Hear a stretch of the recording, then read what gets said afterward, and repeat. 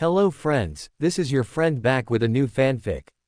What if Naruto accepted the Clan Restoration Act and built a harem with Shizune and Samui, Part 1. After years of loneliness, Naruto finally receives a shocking proposal, the Clan Restoration Act. Now, destiny gives him a chance not only to rebuild the Uzumaki clan, but to find love with powerful and beautiful women like Shizune and Samui Dizzy. If you love strong women, powerful Naruto, and emotional romance, don't forget to like, share, and subscribe to Fox Fan Fiction. Let's dive into the story. Leaf in Wind Fire. Chapter 1, The Start. Tsunade looked out the window of the Hokage mansion. Her village had prospered in the last 2 years since the end of the Fourth Shinobi War. The child of the prophecy had indeed been Naruto, who had ended the war by killing Madara, and bringing Sasuke back. Though Sasuke was being kept in the underground prison, kept from the eyes of the public, Tsunade knew Naruto hoped more than anyone that Sasuke would get out, and be normal again. Tsunade didn't think it was possible, as Sasuke had done too much, seen too much, and killed too many. His mind was messed up, but it was up to Naruto and Sakura to accept it. While Sakura preferred to be on her own anymore, Naruto could not be left alone. Since becoming the village hero, everybody begged for his autograph, offered to buy him drinks, and gave him gifts. Though none of this had inflated his ego, he had noticed it. Every once in a while, she would happen to look out the window, and see a note he would leave on her window when he needed to talk to someone. At first it had been all about how he had lost his ability to use the Nine Tails chakra mode, because he had began to harbor feelings that he tried to deny. That the villagers really had changed from the murderous people they once were, to going as far as to make things dedicated to him. Books, food named after him, and even kids' toys that looked like him. Tsunade would always offer the best advice she could, but she could never tell how much it helped. As she stared out the window, she spotted another part that had changed since becoming a hero. Naruto was walking by the Hokage mansion, with Karin tagging close by to him, obviously flirting with him. Since the war, Karin had been sworn to the Leaf Village, and became a Leaf Village kunoichi. Being part of the Anbu had trained her to be stealthy, but in the village, she was just as loud-mouthed as she always was. Tsunade counted down to herself, and when she got to 0, she saw exactly what she always saw in this situation. Some other girl would walk with Naruto, and Hinata would be close in tail, feeling like she wanted to join in and flirt with Naruto. She was always too nervous though. Even on the nights Naruto would need to vent, she couldn't tell him about her. She needed to be more flirty on her own, without Naruto going to her first. The door opened, causing Tsunade to turn around quickly. Ino walked in the room, and shut the door behind her. "What is it, Ino?" Tsunade asked, slightly annoyed that Ino hadn't knocked. "The Sand siblings have arrived. The Cage wishes to speak with you," Ino reported. Tsunade looked at Ino with more annoyance in her face. "Where is Shizune?" she demanded. Ino was a terrible secretary. "You gave her the day off, remember?" Ino asked. As Tsunade thought back, this week had been full of binge drinking while she worked. Wincing slightly at the thought of how unprofessional she was, she made a quick mental note to stop working and drinking at the same time. What was left of her liver would thank her. Oh yeah, I remember. Well, send him in, and knock next time," Tsunade said, slightly embarrassed with herself. "Okay." Ino bowed, and exited. Tsunade had a moment to think about what was going to be said. The Cage had asked for this meeting after hearing about Tsunade passing an act for Naruto, which hadn't been used in a long time. What made him think about getting even slightly involved was beyond her, but she was willing to hear him out. As Gaara walked into the room with Kankuro and Temari, Tsunade took a healthy pull and the bottle of booze she had at her desk. She had to stop doing that, but now was not the time. "Thank you for seeing us," Gaara said as he took a seat. Kankuro and Temari stood behind him. Temari herself looked quite nervous. It was rather funny to see her so nervous about whatever, though she was sure it had to do with Naruto, which was going to probably be the topic of this conversation. "Is this about Naruto? Because, you know, I haven't even talked to him about the Clan Restoration Act one passed for him. I'm aware he may not take it, but if he does not want to have multiple wives, then I can trash the act. It's a shame he doesn't know about it. Because the Sand Village hoped to be a part of this. A lot of talking has been done, and we would like to offer Temari under a political marriage. Gaara informed, and Temari blushed. Tsunade looked at her quizzically. She didn't think Gaara would force her to this, but maybe something was being hidden here. Temari, Tsunade called. Temari snapped out of her trance. She looked at Tsunade and stood at attention. We should talk in private. If you will excuse us, Lord Cage. Gaara nodded, and stood. He quickly led Kankuro out of the room. After the brothers left, Tsunade activated a soundproof seal in the room. She took another long swig of her booze, and offered Temari the bottle. Temari took it gladly, and finished the bottle, which should have lasted Tsunade another 4 hours of work. After she sat the bottle back on the desk, Temari sat back and tried and relax. So tell me. Did your village force you into this? Temari blushed and paused for a moment, feeling awkward about this conversation. They didn't. She breathed deeply, steadying herself. Just act like it's a mission, she thought to herself. I like him. He has always had such drive and passion. I would like to stay here a while, and get to know him. You know, you will have a lot of competition for his attention. If he does like you will have to share him with other women. Does that bother you? Tsunade asked, accepting her short answer. As long as he loves me, I don't care. I know what I'm possibly getting into. That's good. But what happened to Shikamaru? Temari paused a moment. Looking angry at first, she looked at Tsunade. That man is too lazy for me. He hates being troubled by anything, and I'd rather have someone who likes life. I see. Okay. As long as Naruto is fine with the CRA, then you are in. If not, I'll ask him what he thinks about the political marriage. Tsunade said, standing to shake Temari's hand. Smiling, Tsunade brought down the barrier, and went to the door. Gaara was standing patiently, and Kankuro was asleep on a waiting chair. Thank you for your time, Lady Tsunade. Temari said as she bowed. You're welcome. I'll be sure to get back to you as soon as possible. We will be in town for a while. May we get some village passes? Gaara asked. Sure. My secretary will get them for you. Tell her I said it was okay. Tsunade smiled, and headed back into her office. Going to her desk, she took a paper out, and wrote on it quickly. Going to the other side of the room, she took out a messenger bird. Putting the note on its leg, she opened the window. Naruto, she whispered to the bird, and it tweeted happily. Flying from her, it took off toward the specific person. XXX. Naruto walked around happily, having people talk to him as he passed. Naruto liked the recognition he got from everybody, though it did bother him sometimes. What really bothered him was how the women of the village seemed to change their tone so quickly. Though the one that was tagged to him now had always acted like such. Let's go eat, Karin said, holding onto his arm. Her holding onto him never bothered him. He liked her a bit, and he liked the jealous looks some people gave him. He felt bad liking the jealous looks, but it was hard not to. Naruto was just about to answer her, when a messenger bird came down, and landed on his shoulder. He recognized the bird as being one of the Hokages and took the note off its leg. He looked to the note. Naruto, rooftop. Now. Tsunade. Naruto sighed, wondering what he did not. He usually only got called there as he did something stupid. He looked to Karin, who was trying to seem like she wasn't interested in the note. Even though they weren't dating, Karin got jealous easily. It was very funny to see. I gotta go. Tsunade wants to see me. Naruto said to Karin. Karin puffed her cheeks stubbornly, and sighed. We can go eat another time. Promise. Naruto stated, holding his pinky out. Karin smiled, and pinky shook. You know, if Tsunade were younger, I'd say you were cheating on me. Naruto smiled, and shook his head. We're not dating, and I'm not with Tsunade. I call her granny for God's sake. Naruto informed and laughed. Karin blushed, and turned her head stubbornly. She didn't like him bringing up them not dating. As Naruto turned to walk away, Hinata quickly hid. She hated not feeling able to approach him. As she stood, knowing he was walking her way, she thought about how weird she felt, following him all the time. She wasn't a little kid anymore. It was creepy now. Well, she thought.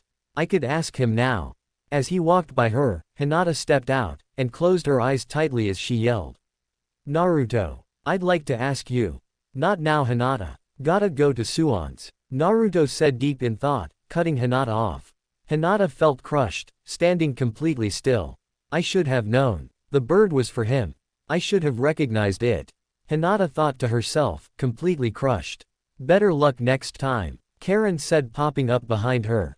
Hinata screamed in terror from being scared, and fell down. Just so you know, though, I'd be okay with you two going out. You're cuter than I am. I would stand no chance. No, I wasn't going to ask him out. Hinata yelled in her, though lying, defense. Please don't act like you weren't following us. I could sense you following us this whole time. Karin whispered. I'm sorry. It's okay. I know you have liked him a long time, but you gotta act like you just tried, but try again. Karin encouraged. He has to say yes eventually. XXX. Naruto got to the top of the tower to see Tsunade looking over the railing. As she looked over the village, Naruto walked up, and stood next to her. You wanted to see me? Yeah. Naruto, what would you think if I told you that I told you, hypothetically, I passed a clan restoration act for you? You would have to tell me what a clan restoration act is. It's exactly what the name implies. Tsunade yelled in aggravation over his continued stupidity. Have you ever heard of polygamy? No. Multiple wives. Naruto said, and paused quickly. He thought for a moment before saying anything. Wait, you want me to have multiple wives? I'm asking what you think of the idea. Oh. Naruto sat by Tsunade, and took the time to think. If you don't like it, there is this. Tsunade stated, handing him a folder. Naruto read the tab, which said Naruto, political marriage. Political marriage? Naruto asked, shocked. You can look in it if you want. It may ruin the surprise, for you at least.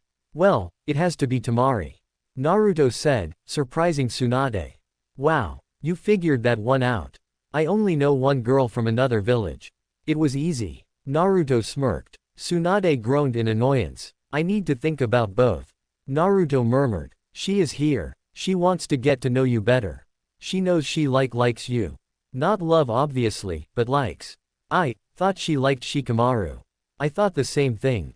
But they fell apart some time ago, I guess. You don't need to answer anytime soon, but I hope it's within a month. Remember, you don't have to marry anyone, if you say yes, on the spot. I know. I don't know, it feels strange to think about.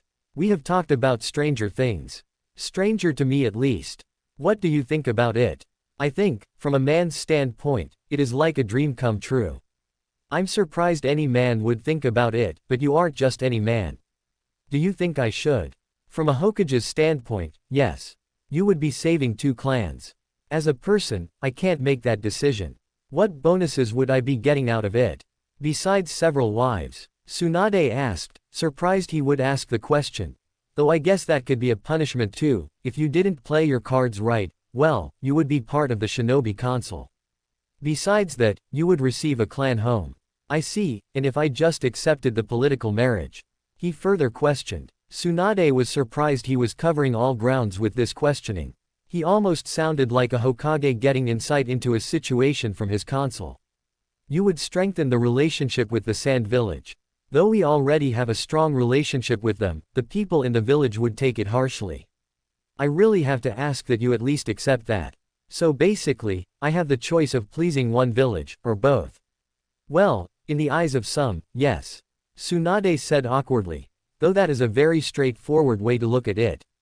Think of it like this. How many girls do you know that would be crushed if you were suddenly ripped from the market? Well, Naruto mumbled. He instantly went through the list of women who treated him differently, or at least like they were into him at all. How about this? We could say you are accepting the Clan Restoration Act, and see who wants in. Accept the political marriage, and go on with life for now. Does that sound okay? Just a second. Naruto whispered, and closed his eyes. Tsunade had seen this before. He was going to ask the fox's opinion. XXX. Naruto opened his eyes, and he was in his mind's land. It was a pure white room, with spikes of orange shooting up along the background. Turning, Naruto found the fox, looking at him with a look of boredom. The two looked at each other for a moment before either moved. Being uncaged at this point, the fox suddenly swiped at Naruto, who jumped into the air. Naruto changed into his sage mode just in time to catch the fox's paw and get swiped into the ground. As Naruto stood, struggling to hold the fox's paw up above him, he yelled to the fox. "Can we skip this right now? I want to talk. No training today." The fox grinned slyly as he raised his paw off of Naruto. Laying down again, he watched as Naruto walked up to him and sit on his paw. "What do you think about what Tsunade is asking of me?" The fox looked at Naruto for a moment and sighed. "I would have thought you would have liked the idea of several wives. You always surprise me." "Well, first, this is your mind. Make something in it so I'm not bored all the time." Naruto sighed and closed his eyes. He knew what he would make. He just had to do it right. "Close your eyes," Naruto commanded. The fox grunted and did as he was told. When Naruto opened his eyes, the space looked like a giant version of the Leaf Village. The fox opened his eyes when he felt Naruto crawl to the top of the fox's head. Looking around, the fox sighed. "Of course you make it look like the village. You really are Hokage material. Everything looks like it does when I see things through your eyes. So what do you think?" The fox walked around in the large village, that was sized to make it seem like he was the size of a cat. The fox sighed yet again. If the fox didn't owe Naruto so much, he would tell him to figure it out on his own, though Naruto was only asking for advice. After the war, Naruto took his time to try and shoulder all of the fox's hate.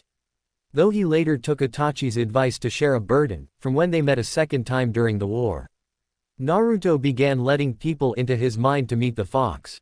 Anyone close to Naruto met him, and the fox eventually began to open up. "I think you should consider it. I look at it like, combine your stamina and power with other people's positives, and you have some great possible ninja. Though the usual family function for you humans may be changed because of it, I say, go for it."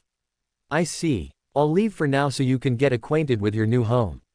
I could resize it sometime so it is correctly sized, and you could attack. It could be good training." "Okay. Stop by with friends next time. Is that a part of the reason you said go for it? Because you want more people to visit you?" "That, I want you to be happy, and I could have a future container," the fox said, and smiled when he said the last one.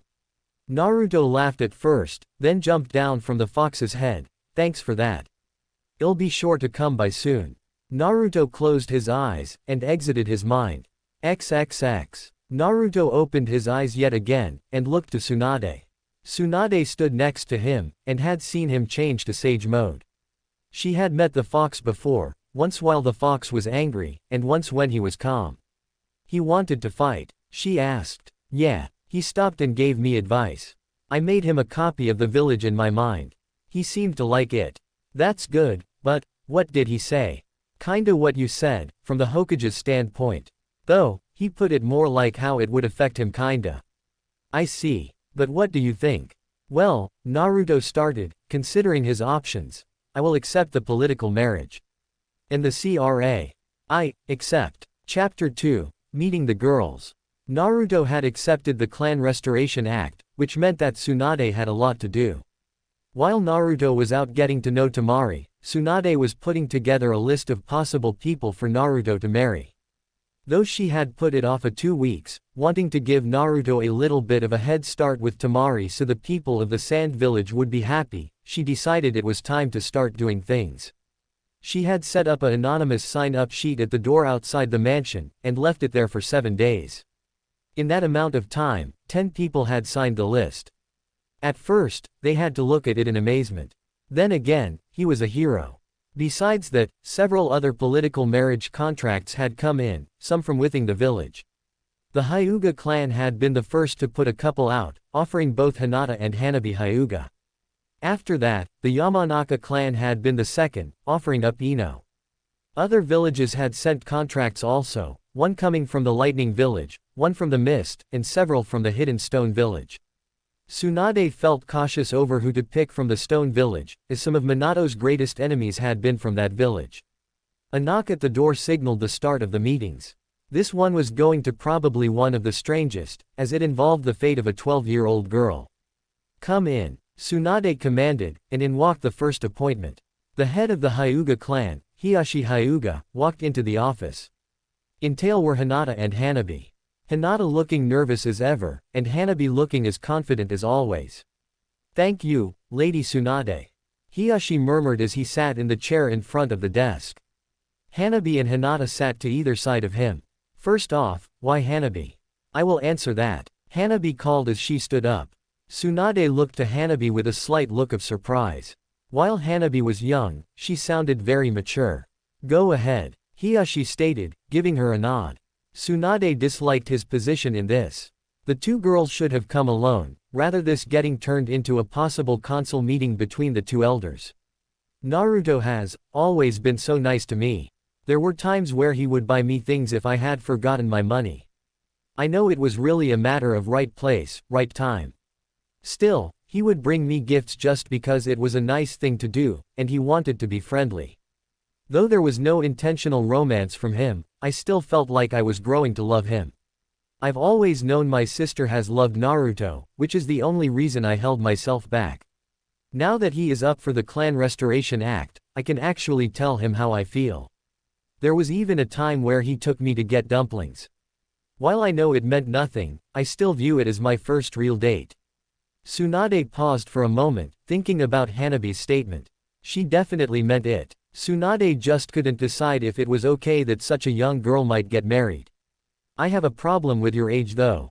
Under the Clan Restoration Act, any girl over the age of 12 is allowed," Hiyashi instantly insisted. Tsunade looked back to him, thinking once again that he should not have been there. She is the younger sister, and, if she is not put in this, she will receive the caged bird seal. The only reason she hasn't got it yet, is because I have fought a rule that is sure to be passed, saying that only one person per generation can be without the caged bird seal. The entire Hyuga clan is behind it. And there it was. Though he always seemed mean to his girls, to her at least, he showed his reason right there. He was always looking out for them, and trying to protect them in the long run. Hinata never needed the intense training Hanabi received because Hinata would always have the branch of the clan to protect her. This was the easiest way to make sure his daughter would escape a life of possible torture. I see. Tsunade knew Naruto would have fought it if there had not been a good reason for him to marry her. This was going to be the reason Naruto was going to accept her. "Now Hinata," Hiyashi started, allowing her to stand before he started to speak, but was instantly cut off by Hinata herself. "Father, could I please speak to Lady Tsunade alone?" Hinata asked awkwardly. Hiyashi looked at Hinata for a moment, then sighed. Suddenly standing, he left. Hinata sighed, thinking that when he stood, he would strike her. "Go ahead," Tsunade said after Hiyashi left. Hinata took a deep breath, and did her best. "I have always loved Naruto in some way since I was young. He always inspired me to try harder, he always looked out for his friends, always stuck up for me, always helped me," Hinata said, blushing so hard her face looked like a tomato. She played with her fingers as she talked, obviously more nervous than Tsunade expected. Tsunade had always known Hinata loved the village hero, even back when he was the bane of the village. "That's enough. I know all of that, Hinata. You can sit. You are one of the people that I was going to tell Naruto he should pursue even if you didn't show up. I'm sure he is going to pick you." That was enough of a promise that she would marry her love, and Hinata passed out. Hanabi looked at the body on the ground for a second, and walked over. As she tried to wake her sister, Tsunade took the moment to speak to Hanabi with her father still out of the room. "I will strongly suggest he accept you too. If, for nothing else, then for your own sake. You have plenty of time, however, to convince him of your love," Tsunade informed. "Thank you, Lady Hokage." As Hanabi kept trying to revive Hinata, Tsunade couldn't shake the feeling this was going to be a long day. XXX with Naruto and Temari XXX. Naruto jumped through the air, following Temari as close as he could. The two had been dating for 13 days, and had started to get along really well instantly. Temari was able to understand Naruto easily because a lot of what happened to him had happened to her own brother. Naruto couldn't understand why she liked him so much, but knew that if he was going to be married to her and several others, he needed to be able to create bonds quickly, as the act would have to be viewed as upheld as soon as possible. Getting to spend time with Temari was nice though. She was willing to eat ramen constantly, just as he liked. Just yesterday, she home-cooked him ramen, though she made something else for herself. She had even gotten him to eat vegetables, though it had resulted in some very close contact, which made them both uneasy at first.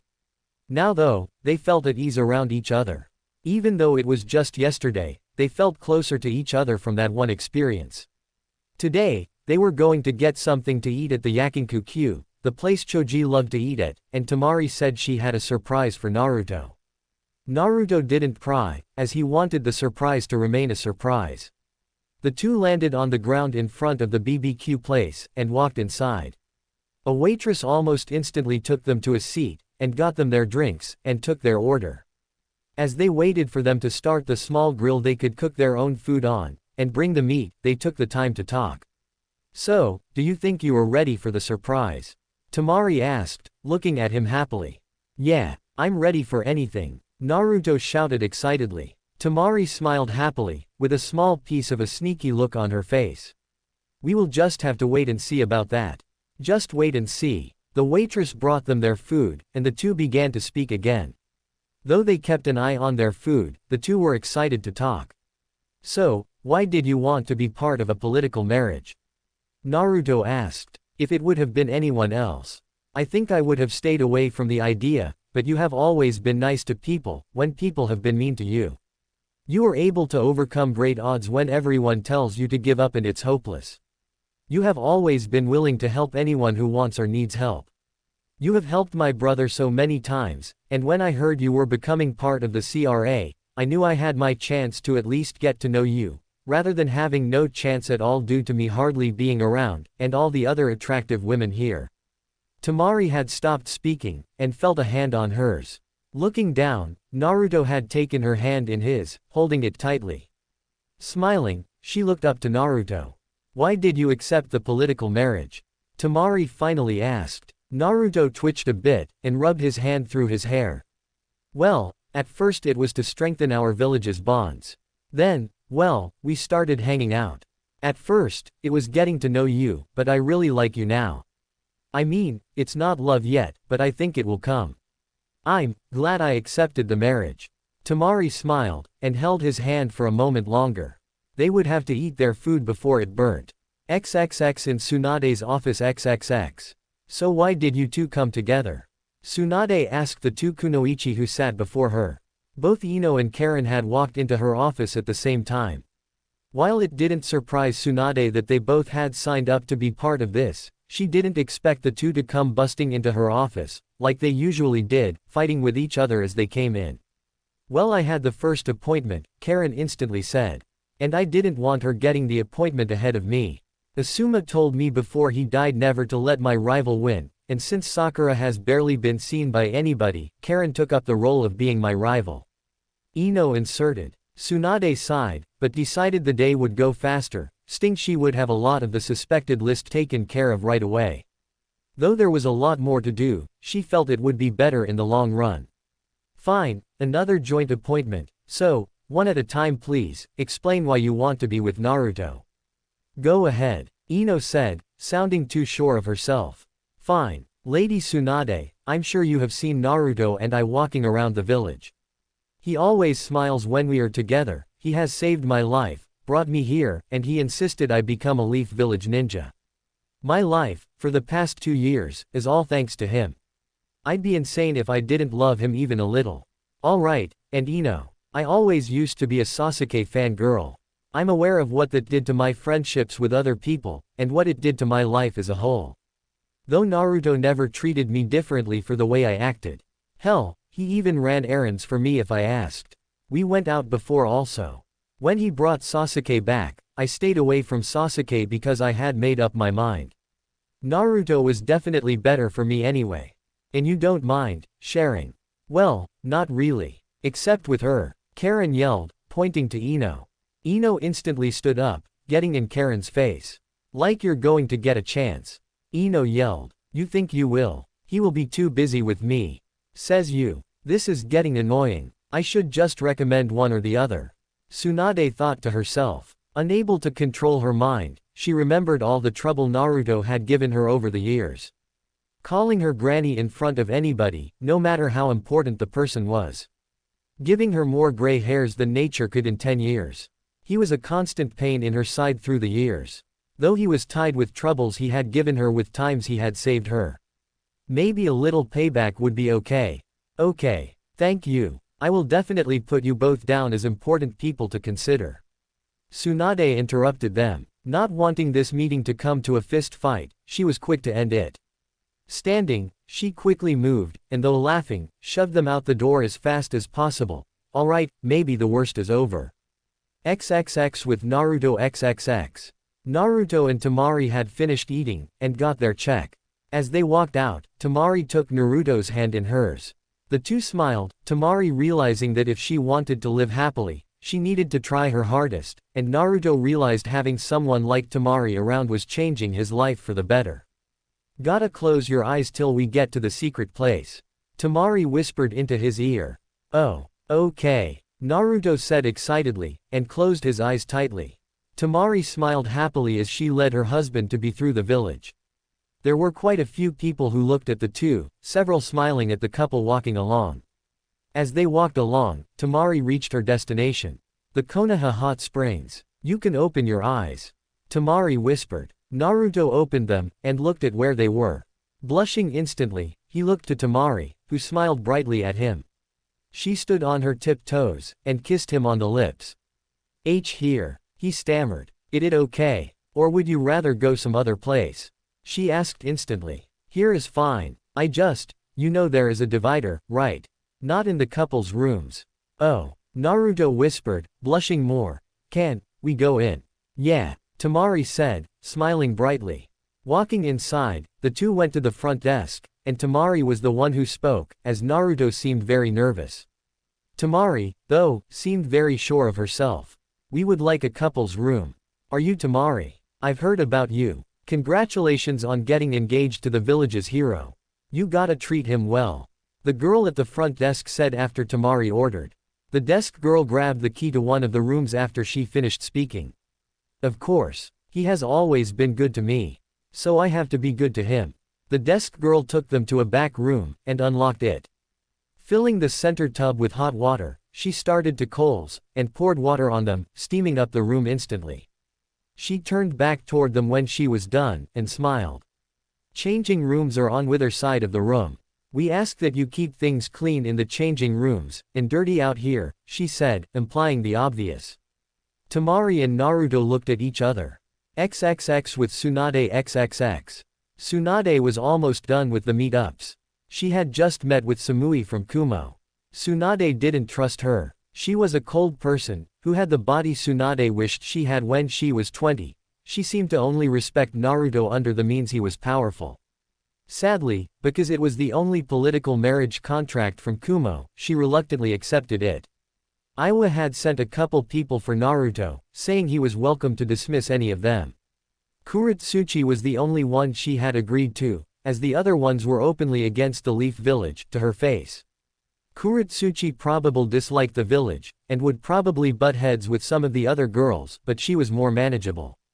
That, and if they had the third Tsuchikage's grandchild, they could probably use her as a ransom if she became too much to deal with. At the end of the list was the person offered from the Mist Village. Ren Yoshida was her name, and she was a hunter nin before accepting to be an offering for the political marriage.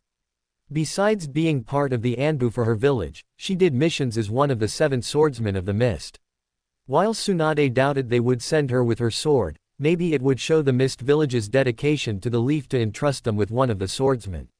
Tsunade sat back, waiting for Ren to arrive. After this, she would have to wait 2 hours for Naruto to arrive, and see who she recommended. Maybe the waiting would be a good time for a nap, it had been a long day. Lying her head down on the desk, she closed her eyes, and started to drift off to sleep. Shizune was back today, and would wake her when the next person came. Tsunade had barely felt sleep start to take her when the door opened, and Tsunade woke up with a start. At the door was Shizune. Tsunade sat up slowly, and rubbed her eyes. Grabbing the bottle on her desk, she tried to take a drink, but remembered too late that the bottle was empty. Sighing, she sat the bottle down. You have another person here for your interview. Shizune said, throwing another bottle to Shizune. Tsunade's jaw dropped in shock. Shizune had never supported her drinking while working routine. Maybe, she was doing a good deed and deserved something for it. She wasn't sure. Thanks, send her in. Right. Tsunade had just taken a big gulp of her new drink, and the last appointment walked in. Ren was 5 feet 2 inches and thin, with pale and lovely skin. Tsunade liked the look of her. She had smaller than Tsunade, which was completely unrelated to her liking Ren. The girl looked shy, but was obviously hiding an interior strength. No one who was shy and timid could survive as a hunter nin. Hello, Lady Hokage. I'm pleased to meet you. Ren whispered. Tsunade smiled, and waved her to a seat in front of the desk that quite a few girls had sat in that day. Ren sat down, and looked around the room. Before we start, I have a question. What are the plans with your swords? Ren looked at Tsunade for a moment with a look of surprise, and rubbed her head, smiling. Finally, those things. They will be here with me if my political marriage contract is accepted. Though, as was in the stipulation, I may have to go back to the village once in a while. I still have missions that I need to be a part of with the swordsman. Is that okay? In the past this would have been a problem. But she didn't see it as a problem considering Konoha and Kiri were on very friendly terms already.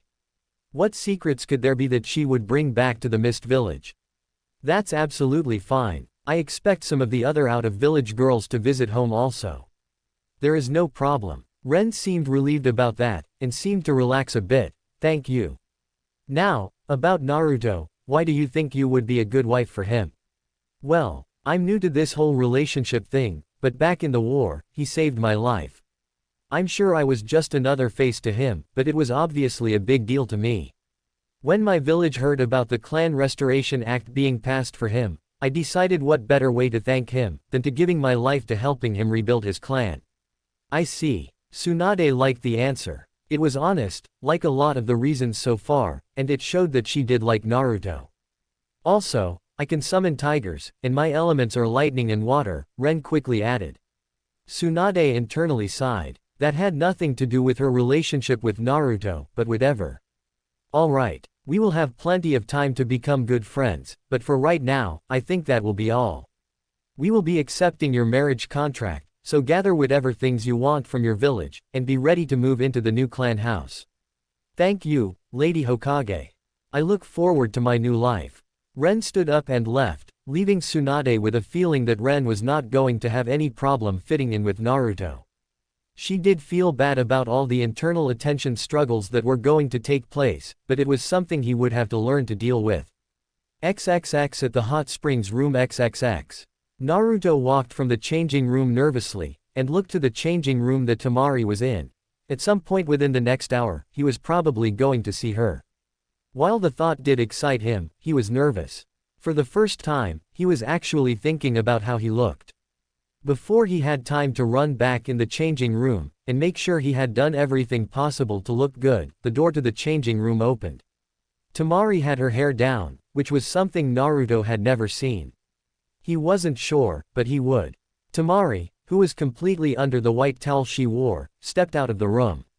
Naruto gulped as she walked to the tub in the center of the room, and getting in with her towel on. Naruto was a little crushed she didn't drop the towel, but internally scolded himself for hoping to see her. Trying to get his mind off of it, he poured more water so the room would steam up. He was successful in making the room steam up a lot, so much to the point that it became hard to see. Fumbling his way around, he made it to the hot spring water tub in the center of the room, and got in with Temari. This feels good. Temari sighed, moving to cuddle up with Naruto. Naruto wrapped his arm around her shoulders, and sat back. Though it was awkward, he tried to relax. Time to get rid of this. Temari took the towel off, and tossed it behind her. Naruto tensed, and knew that relaxing was out of the question now. Temari moved closer to Naruto once again, and laid her head on his shoulder. It was quiet for a moment, and Naruto could feel himself blushing. Do you want me to put my towel back on? Temari asked after a minute. Naruto shook his head, but decided to vocalize his answer. No. I actually hoped you would. Temari put a finger to his lips, understanding his nervousness in the situation. She knew what he was trying to say, and was happy he was trying to vocalize his hope that she would have taken the towel off. It made her feel attractive. Would you take your towel off? She asked. Why yeah, lemon. Naruto pulled the towel off of him, and tossed it aside. We're in a hot springs tub, together, and I can feel her skin. Naruto thought to himself, unable to get the thoughts out of his mind. The two sat in the hot water for a little longer before either of them talked or did anything. Naruto. Temari whispered, showing the feeling of anticipation in her voice. Yeah, I want to try something. If I go too far, stop me. Okay. Temari sighed, and moved. Getting up, she quickly moved so she was sitting on Naruto's lap with her knees at either side of his waist. Naruto suddenly tensed again, feeling her pelvis rub against his manhood. She moved her head closer, and kissed him passionately, rubbing the sides of his chest as she kissed him, feeling his muscles. Teasing his lips with her tongue, she forced herself into his mouth. After invading his mouth, she broke their kiss, and looked him in the eyes, smiling. Do you want me to stop? No. Naruto said, being able to move his head now, and see the bear that were in his face. You sure? We could stop at any time, she whispered seductively as she pushed her in his face, gently rubbing her soft flesh against his cheeks. As she did so, she could feel him getting more and more excited underwater. Don't stop. Okay. Temari reached underwater, and grabbed Naruto's manhood. Naruto gasped loudly, and seemed to give completely in the moment her fingers touched him. Using her other hand, she moved his hand to her, giving him permission to do whatever he wanted. Want to stop now? She asked, still rubbing his hard member. Naruto tried to speak, but could only shake his head. Okay. Naruto got the sudden drive, and began to play with her womanhood. Temari jumped at the sudden movement, but settled as his touches got more loving. With his hand, Naruto found where his member would go if it got that far, which was a relief to him. He hated being clueless, and this would help, if it got that far. As he continued to search, he found a small mound of flesh he could only assume was her clitoris, because when he found it, Temari moaned loudly and shook in pleasure. Right there. Temari moaned, speeding up with her hand on his. Naruto groaned as he tried to keep up, yet tried to be careful not to hurt her. Wanting to try something else, Naruto slipped one of Temari's nipples in his mouth, and played with it with his tongue. That feels so good, Naruto. Naruto wanted to continue, but he had to stop. He felt his loins starting to tighten, and had to warn her.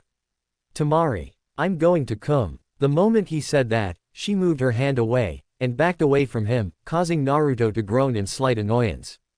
He was almost there, and she left him twitching. Do you want to stop? Temari asked again. This is the final time I'm going to ask. I don't want to stop. I hoped you would say that. How do you want to take me? Naruto felt himself blush more. It was strange for him to blush and be nervous, where he was usually a loud mouth, but this was all very new to him. The question was so unexpected. The way she said it made him feel dizzy. She walked to him, and made him stand. The two shared a passionate kiss before Temari spoke again. Can't speak. I'll make the decision for you then. She pulled him with her to the edge of the bath, and she laid on the ground by it, letting her legs and butt remain over the edge, and she pulled Naruto toward her. Wrapping her legs around Naruto, she forced him closer, causing Naruto's manhood to rub against her. Temari pulled him down to kiss him one more time before she was his. Go ahead, take it slow at first, please. Naruto stood up in the bath, and Temari put her legs on his shoulders. Naruto positioned himself awkwardly at first, but was eventually ready. He nervously slid into her, feeling her tightness. Temari shook slightly, feeling him going into her. Naruto eased up as he broke her hymen, feeling her tense up and close her eyes tightly. Not knowing what was going on, he freaked out. I'm so sorry. He quickly shouted, not moving at all. It's okay. I'll be fine. Leaning down, after moving her legs, Naruto kissed her again. Temari hugged him tightly at first, and slowly let him go. I'm okay, go ahead.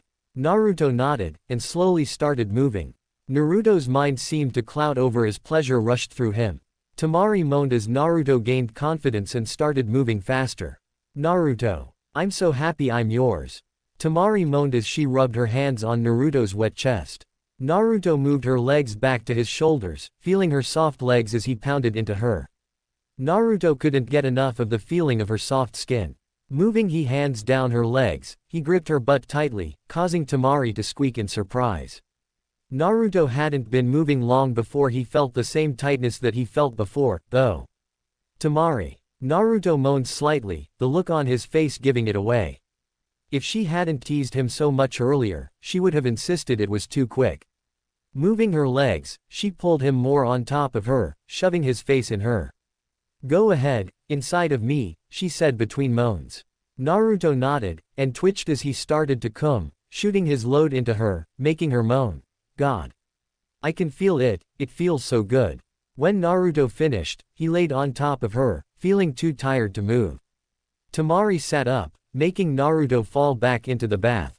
Quickly reacting, he sat on a seat in the tub, and laid his head back.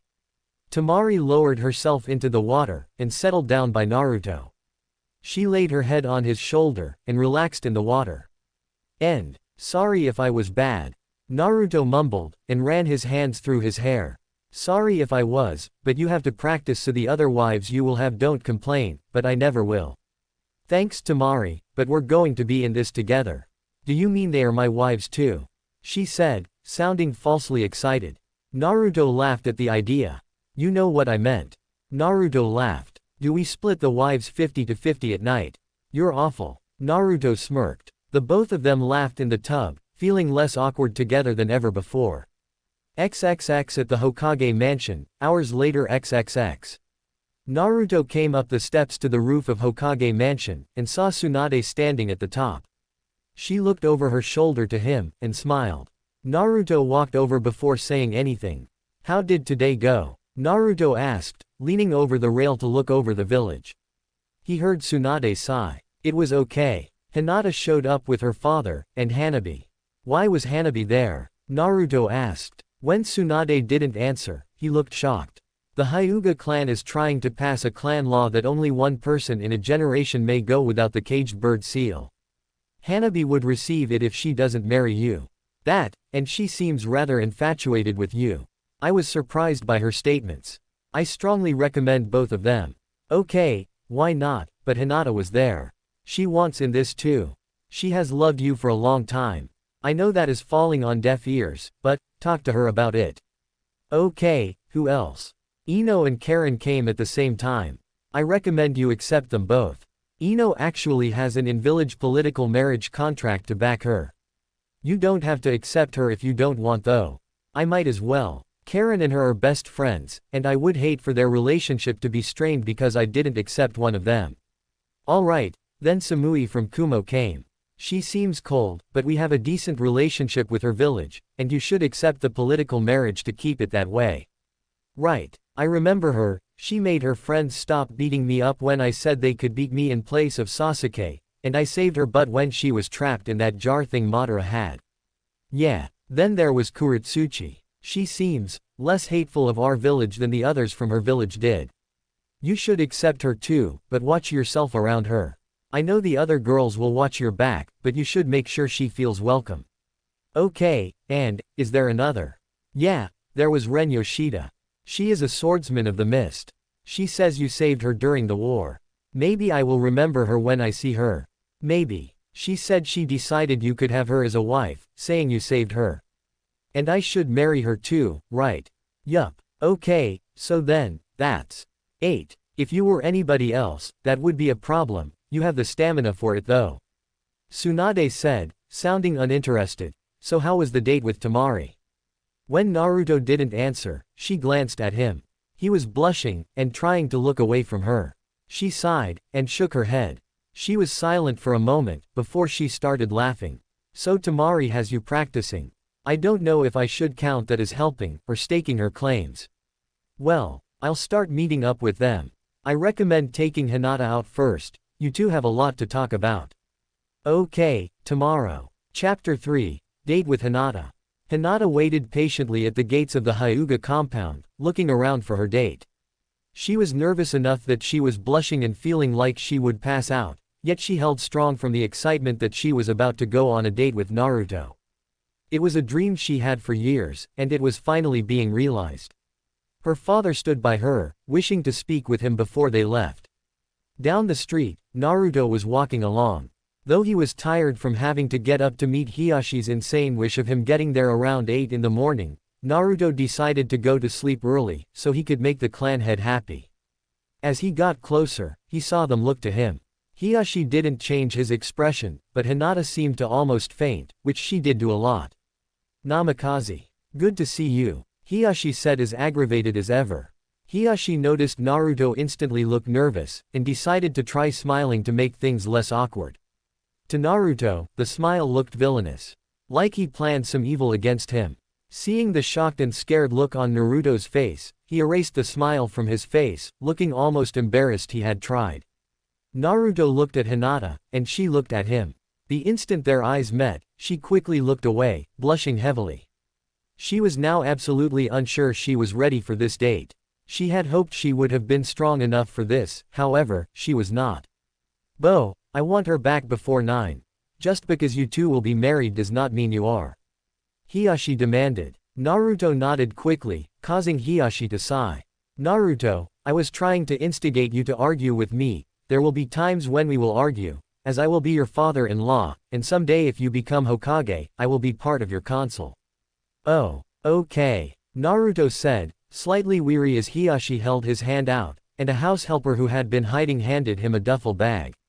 "Keep her tonight. I hate the idea of her ever sleeping in a bed with anyone but herself because I am her father, but I realize it will happen." Handing the duffel bag to Naruto, Hinata stared at the bag in disbelief. Feeling faint, she shook her head quickly, and leaned against a wall for support. Naruto himself couldn't grasp the situation. Are you serious?" Naruto asked in disbelief. "I am. Now, go," Hiyashi said. When they stood around still with dumbfounded looks on their faces, Hiyashi got annoyed. "Go." The two took off in fright, and ran together. Though they didn't go very far, the two made it out of sight of Hinata's seemingly crazy father. As they stopped, the two looked at each other. Hinata quickly looked away, blushing. Naruto smiled his usual fox grin as they walked. "Well, we have all day, what do you want to do?" Naruto asked, breaking the silence. We could get our ramen," Hinata murmured. She internally kicked herself, hoping that now that they were going to go out, and were already engaged, she would be able to talk to him without having any more problems. "No such luck. You want to?" The excitement in Naruto's voice was so obvious, people in the village looked over to see what the hero was so excited about. Hinata did not pick up the excitement, because she was too busy being nervous. If you want. Sure. I always want ramen if I can get it." Naruto wrapped his arm around Hinata out of friendship, for being such a good friend, and wanting to lead her to the ramen shop. Hinata took in another way, saying they had a bag with her things in it so she could stay the night at his house. Plus, they were engaged. Hinata felt her legs starting to weaken, and felt as though she were going to pass out. Feeling sick about always doing this, and wanting to break the cliché of her life, she moved away from Naruto, and needed to change the subject so he wouldn't ask why she moved. The best thing she could come up with made her kick herself again after she said it. Why don't we drop my stuff off at your place?" Wanting to kick herself, she didn't see Naruto's expression change to shock. Hinata was too busy fidgeting to notice Naruto had started to sweat, remembering he had never bothered to clean his place. If he would have known Hinata would be staying the night, he would have made an honest attempt to clean up. Quickly making a hand seal, he created 4 shadow clones, and the group dashed off as fast as they could. Hinata snapped out of her thoughts when she saw Naruto run away, but then saw there were 4, and the real one was standing by her still. "Let's take our time, okay?" Hinata nodded in slight confusion, but went along with him anyway. XXX in the Hokage's office. XXX. Tsunade was relaxing in her office when she heard the noise of 2 people rushing up the stairs to her office, fighting with each other the whole way up. The only reason she knew what it sounded like is because 2 of the village's kunoichi frequently entered her office, without knocking, fighting the whole way to her office. Tsunade had time to take a large drink from her bottle, and make her desk look nice before the rivals would burst into the room. Screaming and smacking at each other, Karin and Ino entered the office, and rushed the desk. Tsunade sat with perfect posture and a perfect amount of restraint from yelling at them. Sooner or later, they would ask Tsunade who was right. Both were usually wrong. Lady Hokage, I would like to see the list of people Naruto accepted, because I wish to congratulate them. Ino yelled. Liar. Most honorable Lady Hokage, I would like to see the list so I may congratulate my soon-to-be new rivals. Karin yelled at Ino, then calmly said to Tsunade. Sometimes, the two really came up with weird things. Tsunade was supposed to give them a list of the other girls, just to make sure they could meet them and attempt to get off on the right foot. Tsunade decided to just have some fun with them before handing out a part of their future to them. Sorry girls, but you have to be a part of the planned wives in order to actually see the lists before the wedding. Tsunade sighed. Though they were on the list, she wanted to see how mad they would get if they thought they had been rejected. That bastard. Karin yelled. I mean, I can understand why he wouldn't pick Ino, but me. I have been close to him ever since the end of the war. I helped him get over his war-created depression. You can understand why he wouldn't pick me. I helped him deal with his sadness over the imprisonment of his best friend. Ino yelled back at her friend. Girls, Tsunade said, trying to get their attention. Well, I would at least be a better lover in bed. Karin yelled back. I would eat ramen every day for him. Ino hollered. I would do that, and wear orange for him. I would do all that, and give him more kids than you ever could. I would give him 20 kids. I would rebuild his clan by myself. Girls, Tsunade yelled. Karin and Ino instantly jumped in shock, seeing Tsunade, standing now, holding 2 scrolls for them. The two blushed, and took them without meeting Tsunade's glare. Opening them, the two looked at the list of girls, and saw their names were on it. Instantly screaming with happiness and hugging each other, Tsunade sighed, and sat down. Amidst their happiness, they heard a soft knocking at the door. Tsunade glared at the two, wishing they would knock, and called to the person to enter. As the door opened, the 3 in the room saw it was Temari. Tsunade smiled, and waved her to come in.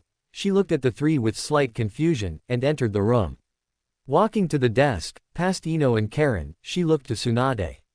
You asked for me to come here. Yeah, I wanted to give you this. It's a list of the other girls who are also going to be wives of Naruto. Saying you were the first to actually be accepted, I wanted to give yours first, out of respect. These 2 decided to come first, though. Temari looked at the 2, and smiled at them. Karin and Ino looked suspiciously at Temari, and looked back at each other, giving Temari a feeling of concern for her safety. The 2 began to whisper with each other, seemed to argue in whispers, and finally went back to normal whispers. The 2 suddenly faced her, smiling, and spoke. Good news. We have decided we don't mind sharing Naruto with you. Karin said. Considering I had first dibs on Naruto, I'm not too concerned with that. You what? Ino yelled. You didn't hear what Tsunade just said. I was the first person accepted. Even right now, I think he is on a date with Hinata. Temari stated. She didn't want to start it off with them thinking she was a bitch, but they started it. Karin shook off the shock, and went on.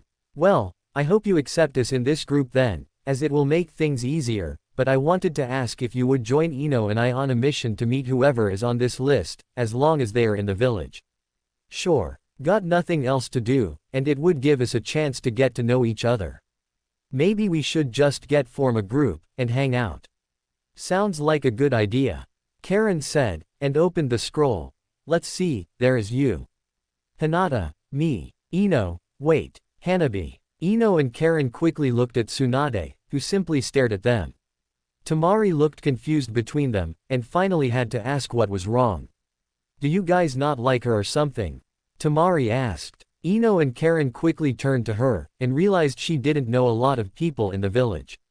She is 12. She is Hinata's younger sister.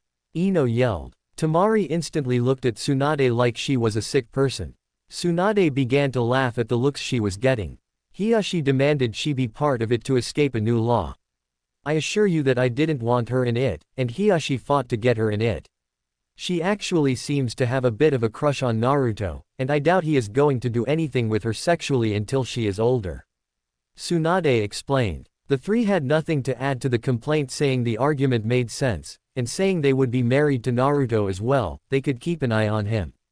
Alright, let's go, Ino said happily. She didn't think at first being engaged to Naruto would have made her this happy, but she felt bubbly now and didn't want to lose the feeling. Yeah. Karin said nonchalantly, trying to hide her own excitement. As the duo turned to leave, Temari followed. Waving over her back to the Hokage, Tsunade smiled. Even though she was sure this was going to cause problems, she didn't care. They were happy. XXX at Naruto's apartment XXX. The clones had finally finished cleaning the apartment to the best of their ability by the time Naruto and Hinata arrived at the apartment. Though it was still dusty and it smelled of bad food, Hinata didn't seem to care. She went into the apartment nervously, and sat at a chair. As she looked around, Naruto took the vibes she was radiating as shock the place sucked. I'm sorry it's not the dream apartment, but it leave me with a lot of extra money I have been saving up since my first mission. I do plan on having a house by the time we're married, but this is what I have right now. That's not it. I mean, it does smell, and it is dusty, but it is your home. I never thought that I would be here, or be spending the night. Naruto understood what it was she was feeling, but he didn't feel like he had been around her enough to really recognize it. He took in the moment, and decided to move on. So, you want the bed tonight? No, I couldn't. It's your bed. But, Naruto murmured, looking around the room. It was this, a bathroom, and a bedroom. There was no couch. The floor was not comfy, and it got really cold at night. I can sleep on the floor, there isn't any other place to sleep really, and the floor gets cold. Your dad would kill me if I brought you home in anything but perfect condition. Naruto. Hinata whispered, feeling color brighten up her face as she had the obvious idea. She felt really scared to say it, but it had to be said. We will, be married, we could, share the BB bed. Naruto felt like an idiot for not thinking of it first, and making her say something she was obviously too nervous to say without feeling weird. Slapping his forehead, he laughed. Duh, Naruto. Of course. We should sleep together. Naruto said as he grinned. We could keep each other warm. Hinata's face reddened again. The way he said it made her think perverted thoughts. Though she didn't have a vast knowledge of, she knew enough about it from overhearing people talking, seeing accidental pictures, and her good old imagination. Though she hated thinking of things like that at such bad times, being around Naruto brought out the worst of her in the best of ways. Hinata fought to keep her mind off of it, but it made her feel like she would pass out. Not wanting to pass out after only 10 minutes of being in his home, she quickly pushed the thoughts out of her mind. Naruto looked at her with a confused look on his face, and got close to her face, and she felt his breath on her cheeks, making her feel like she would pass out again. Everything all right, Hina? Oh, God, she thought, he just used a pet name for me. I think I am going to pass out. The thoughts earlier, him being too close now, and pet names. I'm gonna. As she was about to pass out, Naruto quickly remembered why they were there. Oh, yeah, your stuff. Naruto yelled, and quickly rushed her things into his room, throwing them on the bed. Coming back out, Hinata had her hand on her chest, and was taking deep breaths. Internally, she was thinking of how long, fun, and almost magical this day was going to be. XXX with the future wives XXX. Ino and Karin walked ahead of Temari by a few paces. Not because they were trying to keep her out, but because she wanted to think to herself. She liked them, that wasn't the problem. They seemed to argue a lot, and that worried her a lot. Everything all right back there? Karin called. Temari snapped out of her thoughts, and looked up to see Karin and Ino looking at her with confused looks on their faces. Temari blushed in embarrassment, and nodded. Yeah, just thinking. Temari stated. What about? Karin asked. Tell us. Ino insisted, in a happy way. Well, I'm worried. You two seem to fight a lot. I just don't want it to cause problems later, that's what I'm worried about. Temari said, feeling like she may have just insulted them. The two began laughing before she could say anything else. Temari looked confused, and the two put their arms around her for support. You don't have to worry about that. We're basically sisters, we argue all the time because it's just what we do. We don't do it because we want to be mean or anything. We do it because we love each other. We both have laughs about it later, and we are aware we are a bit silly in our arguments. Karin reassured. Temari still seemed a little tense. Hang out with us for a while and you will understand. Ino included. Temari nodded, and continued on. So who are we getting first? Temari asked. Karin and Ino grabbed their scrolls, and looked through. Each seemed to find their own choice, and instantly called out a name. Hanabi. Ino yelled. Ren. Karin yelled. The two girls looked at each other, and Temari could tell the sparks were going to fly as the two were about to clash. Ren is from another village, and it would be a good welcome. The scroll says she may be in the village. It's not for sure. If we get Hanabi now, we can set ground rules. She is young, and needs to know it. What do you think? The both of them asked, quickly turning toward Temari. Temari jumped slightly in surprise, and looked away for a moment. Well, maybe we should go get Hanabi first, saying we know she is in the village. Temari answered. Ino jumped with joy as Karin lowered her head and sighed. You win this time, Ino. Karin said laughing. Ino smiled, and nodded. The two laughed, and hugged. Temari could hardly believe it. Then again, until not long ago, Temari never had any loving people in her life. Gaara had just started to really show that he cared, and Kankuro had always been withdrawn. Maybe this marriage thing would give her what she missed in life. They could be her sisters through marriage, she would just have to try to get along with them for now until she got closer to them. Temari looks sad. Ino shouted. Temari looked up to see Ino pointing at her. Karin looked over, and the two rushed her. What's wrong? Karin asked as they got to her.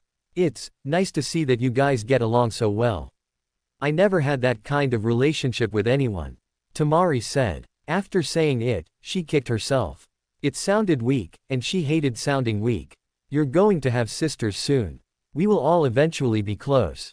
Ino smiled. Wait, we're going to be sisters. I wondered if it was going to be that, or wives. I really didn't want to be married to you. Karin said and stuck her tongue out. Don't worry, Ino said reaching up, and pinching Karin's tongue hard. I feel the same way. Temari smiled at the two messing around again, and wanted to join in.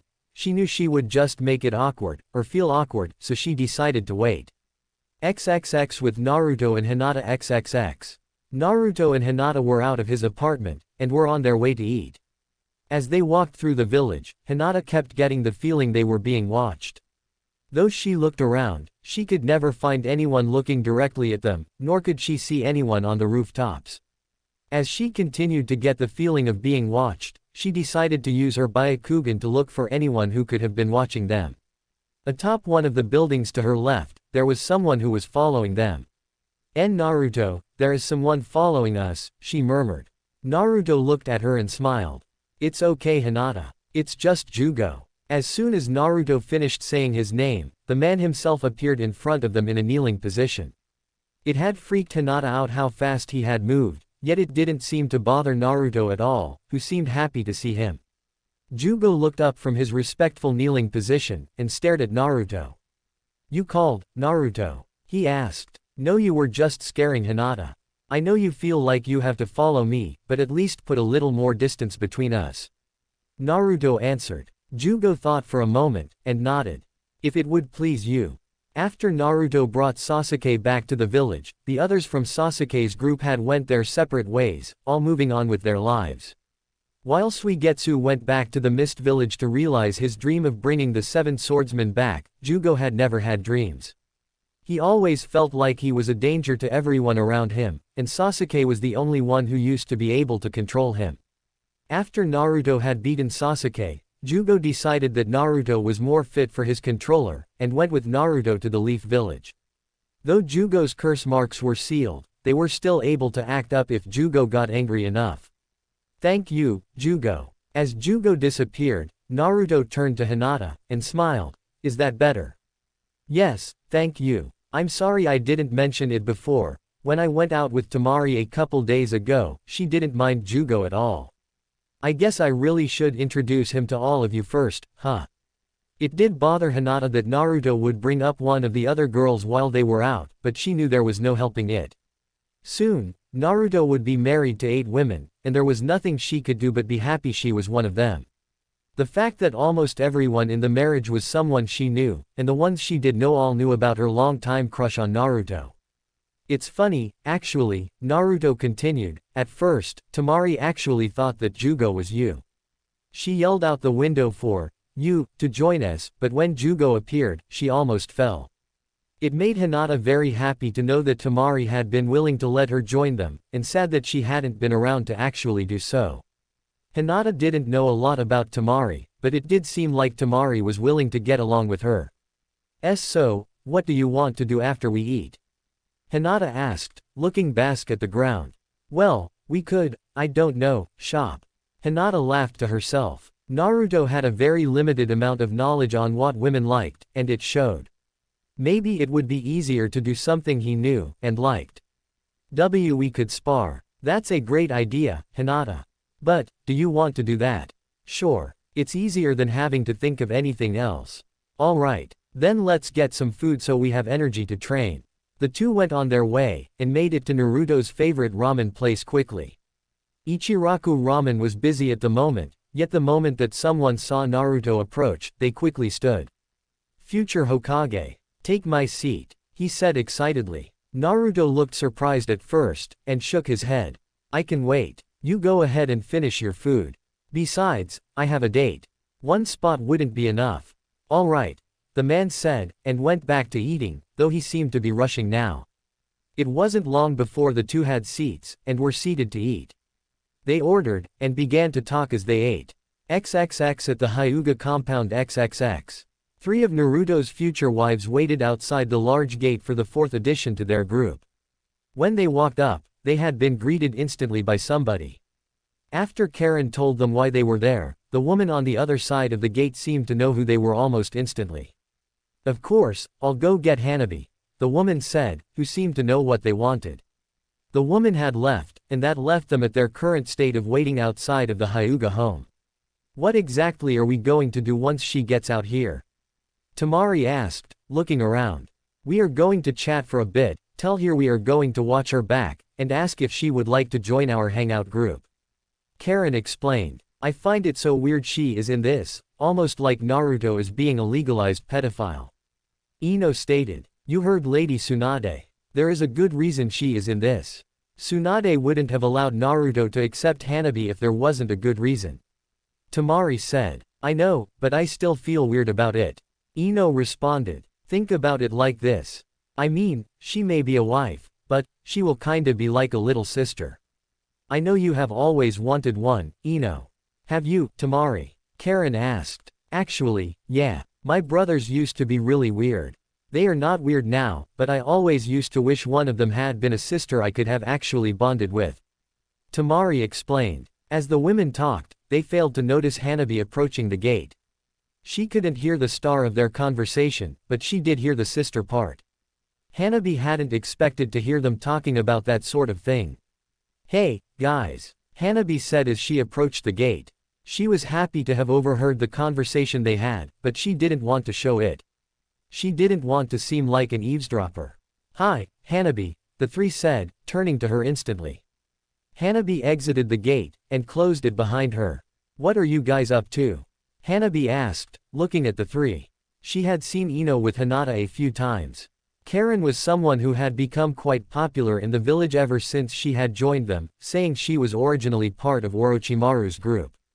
Temari was a little less known to Hanabi. She knew she was part of the political group between the Sand Village and the Leaf, but beyond that, she was a mystery. Though she should have, Hanabi didn't feel nervous about being around older people. Hanabi was always confident, and hardly ever nervous. She was strong, so she hardly ever felt scared. We're getting some of the girls together who will be marrying Naruto so we can all get to know each other. You wanna join us? Ino asked. Hanabi had nothing better to do, so she shrugged, and nodded. Sure, why not? Hanabi answered. Real quick, before we go, I wanted to talk to you about something. Karin said, and waved Hanabi to sit on a nearby bench. Ino went with, and Temari leaned up against the wall, not wanting to butt into something she had no opinion about. To Temari, Hanabi was young. Yet she also seemed strong, smart, and very mature for her age. She almost seemed like her mind was older than her body. Either way, it didn't bother her that Hanabi was going to be one of Naruto's wives. There were some good reasons why she was going to be, and that was that. What's up? Hanabi asked, looking at Ino and Karin as they sat to either side of her. Well, I know you are going to be a wife to Naruto, along with us, Karin said, sounding a little too happy about the fact, but I just wanted to make sure you knew that we have your back in this. But beyond that, we want you to know that if you don't feel comfortable with anything, you can tell us. If Naruto wants you to do something you don't want to, then don't do. So you guys think I'm too young to make decisions on my own? Hanabi said, sighing, am I right? Well, you are 12 and a half, and we don't think it would be appropriate for someone your age to be partaking in adult things. I don't mean to insult you, but it's just, you are young. Ino said. Hanabi didn't seem to be losing her cool, which seemed to make Karin and Ino waver in their determination. I know where you are coming from, but at the same time, I am a ninja. I can go out on missions that could potentially kill me, so why can't I enjoy things I may never otherwise be able to experience? Hanabi asked. Karin and Ino both looked away from her for a moment. They both seemed to be questioning why they even started this. Hanabi obviously was able to calmly talk her way around a situation. Can we just drop this and see if other people are around? Temari asked. Thank you, Temari. Hanabi said, stood up, and walked over by her. Ino and Karin looked at each other, sighed while nodding, and stood up. XXX at the training field XXX. After Naruto and Hinata finished eating, they had made their way to the training ground. The nice stroll seemed to help them digest their food, making Naruto feel more comfortable than he did after eating 6 bowls of ramen. Hinata didn't eat much, and was just happy to be walking next to Naruto. Ahead of them, the training field was coming into view quickly. So, spar until we are tired. Until I am tired. I'm sure I will be tired long before you are. Alright. Until you are tired. The two got to either side of the training ground. As the two stared at each other in preparation for a fight, they got into their battle stances. Hinata rushed at Naruto, but Naruto had a sudden thought. He didn't want to be the kind of person who beat his wives. Even if it was sparring, he didn't want to be like that. Sure, before then he had fought with girls before. But he never thought about it like this. Did it count as domestic violence? Did it count as actually hitting them? As Hinata got in close, Naruto decided to ask later, and fight a different way. Hinata swung a gentle fist at Naruto's face, who ducked down quickly. As he dodged her attack, Shish raised his hand up, and poked her side, tickling her. Hinata, at first, tensed up because she thought she was going to be punched. Then, something tickled her side, and she felt confused at first. Then, she fell on Naruto because the tickling didn't stop. As Hinata looked to see why she was being tickled, she saw Naruto tickling her sides. Instantly laughing, she tried to shove him away playfully, only to be switched to lying on the ground under him, and being pinned as he tickled her. As he tickled her, he realized he felt weird being on top of her. He stopped tickling her, and stayed on top of her, blushing slightly. Hinata saw him blushing, and suddenly realized what was going on. A deep red blush spread across her face, and she froze. This had always been a fantasy of hers, being pinned under Naruto. Though she wished it had happened in a more private location, and with more of a romantic feel. Naruto quickly got off of her, which did ease the tension, but seemed to make her sad. She sat up, and the two were quiet for a moment. Why didn't you attack? Hinata asked. I didn't know if it would have been okay. I mean, I have sparred with you before, but we were never engaged at the time.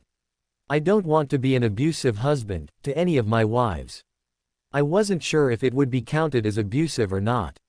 Oh, I understand, but we are ninja, we have to fight to keep our skills honed, don't you agree?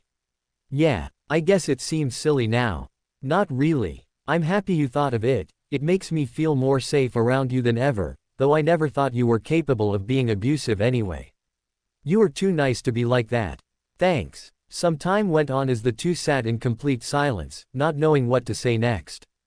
Hinata herself had wanted to ask him something all day, and decided now was the perfect time. She sat there for a moment, trying to build the courage to ask, yet she was afraid of the answer. As the silence went on, she finally got the courage up. Naruto, why you never, she started, finding what she wanted to say more and more difficult. She took a deep breath, and decided to say it quickly to get it over with. Why did you never talk to me about my love confession after pain invaded? Naruto looked shocked at first. To tell the truth, it was all such a rush at the moment, he had forgotten about it. A lot of things had happened around then.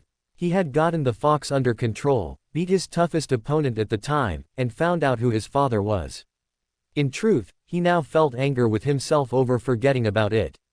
It didn't seem like something that should have been forgotten, and felt bad that he had made Hinata wait so long for an answer.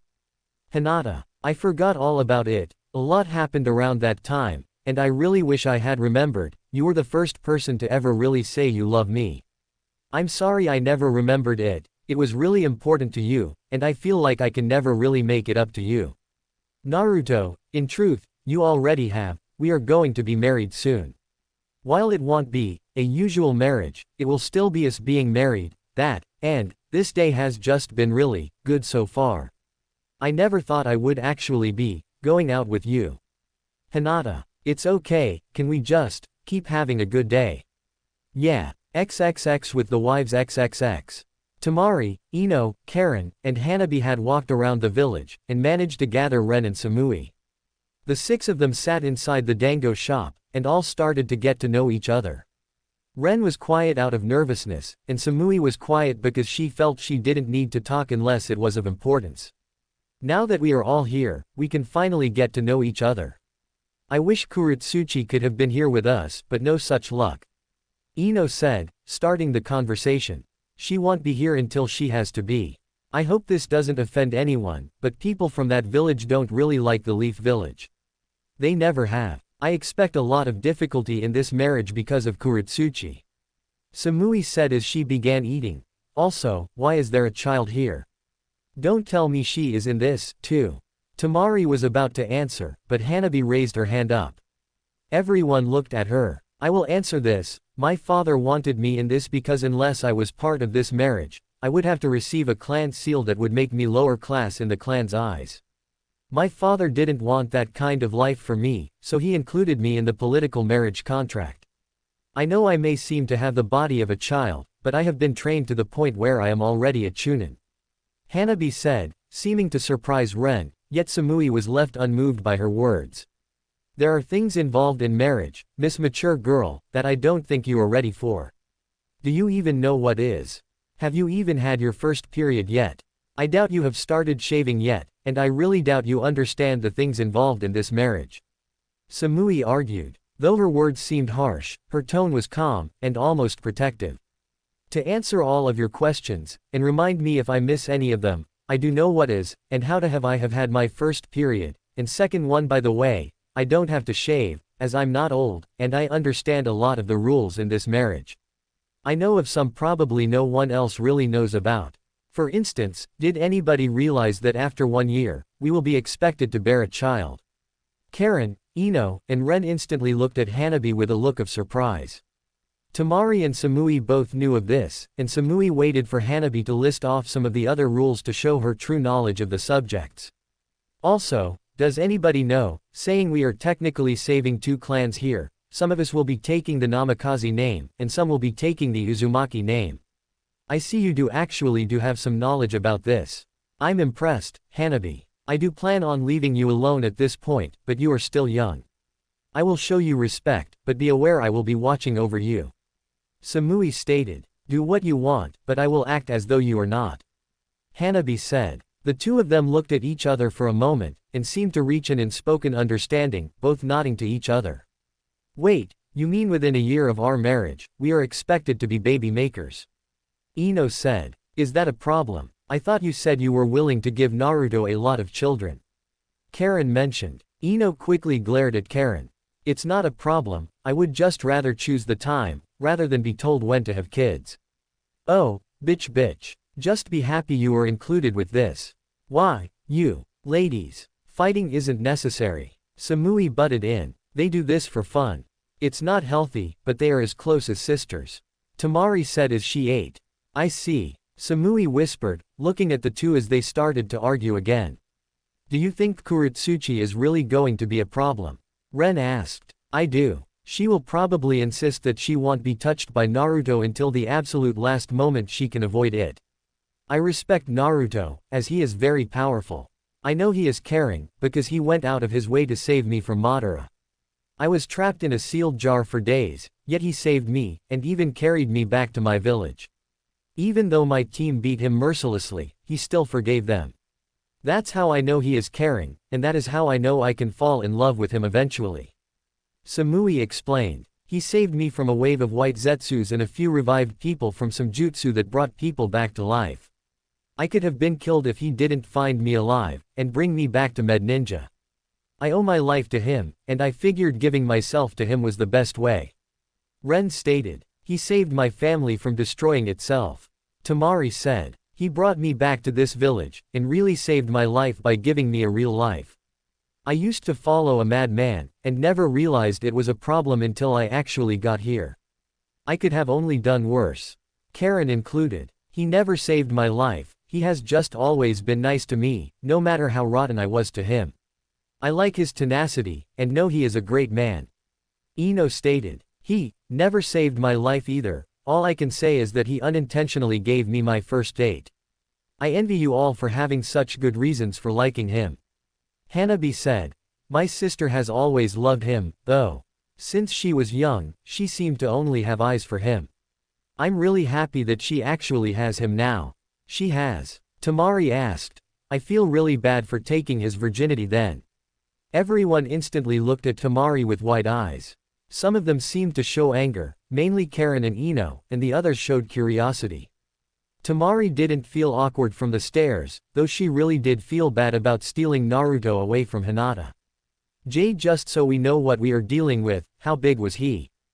Hanabi asked. Others looked quickly at Hanabi with a look of terror, and looked at Temari.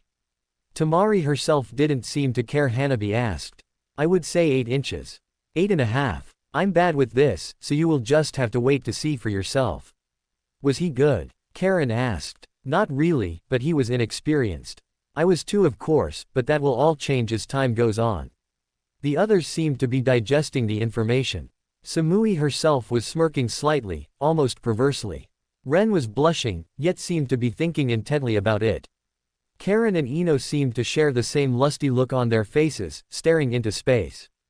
Hanabi looked like she was trying to solve a math equation more than thinking about Naruto, but then again, maybe she didn't blush easily.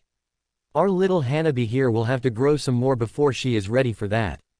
Samui said, smirking. Hanabi looked at her like it was a sort of challenge. I'm not worried. I know big sister Samui will be there to hold my hand if I need her. Hanabi said, seeming to throw a raunchy tone in it, making the others cringe a little. Samui looked at Hanabi with an unwavering look. For someone so young, that was a good joke. Samui said, and smiled. She understood the humor, and wasn't willing to take as the jab it almost seemed to be. Samui saw the others look in a slight amount of horror, and started to laugh, causing the rest of them to start to laugh. The women sat and continued to talk the rest of the day. XXX later, at Naruto's apartment XXX.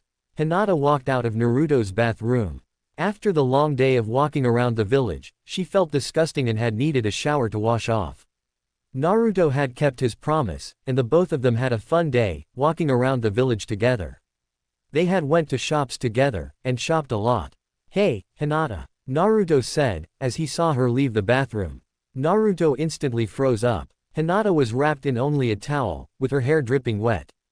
A blush was spread across his face, and she already had a blush across her face. I forgot my clothes bag out here.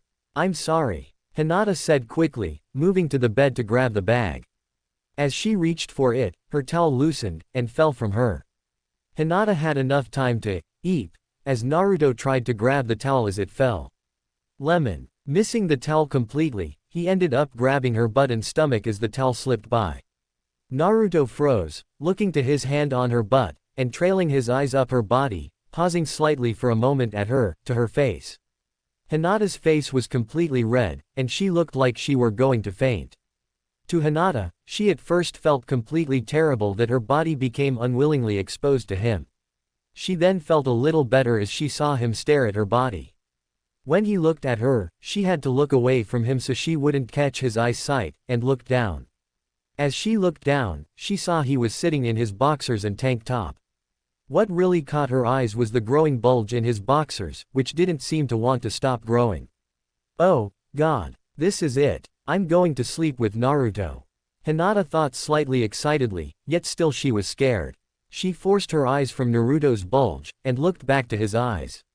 His eyes were still filled with shock, just as much as hers, and they seemed frozen for a moment. Hinata gulped, and slowly moved in front of him. Putting one leg up on the bed, she leaned down, and moved her face close to his. Their hot breath mixed, and they had a difficult time moving beyond that at first. After a moment, Naruto began to look at her body again, this time at a new angle. Naruto's stare sent shivers up her spine, and made her legs shake as he went down to her, and finally down to her. Hers, like Temari's, was shaved. Hinata had decided shaving must have been what Naruto liked after seeing Naruto's sexy jutsu had a shaved body, so she shaved. Please don't stare, Hinata said shyly, lifting his face. Naruto nodded, and wrapped his arms around her. I can't stand anymore, my legs are weak right now. Hinata murmured. Naruto tightened his arm's grip, and lowered her to the bed, and laid on top of her. The two of them looked really nervous, even though Naruto did have a bit of experience. Naruto looked at Hinata's, and grabbed them. Taking one of her nipples in his mouth, he bit lightly, and sucked gently. Hinata made small moaning noises as he attacked her, and ran her fingers through his hair. Naruto moved his head away, and looked at Hinata. Would you like to take my clothing off? Hinata blushed at his question, and nodded slightly. Internally, she was excited to do this, even if she was nervous. Switching top and bottom, Hinata lifted Naruto's shirt off of him.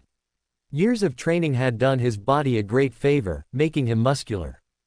Hinata blushed, having to rub her hand over his abs, getting the feeling of excitement, and the slight feeling that she would pass out.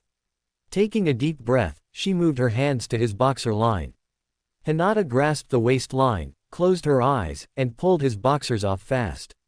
After a moment, she threw them, and opened her eyes. Hinata really felt like she would pass out now. Naruto was laying on the bed, completely, with a slight look of confusion on his face as to why she had closed her eyes. To her, he looked perfect. He looked like she thought he would have, and better. Reaching down, she grabbed his hard member in her hand, and Naruto twitched slightly. Did that hurt? She instantly said, obviously scared. Your hands are cold, but they will warm up.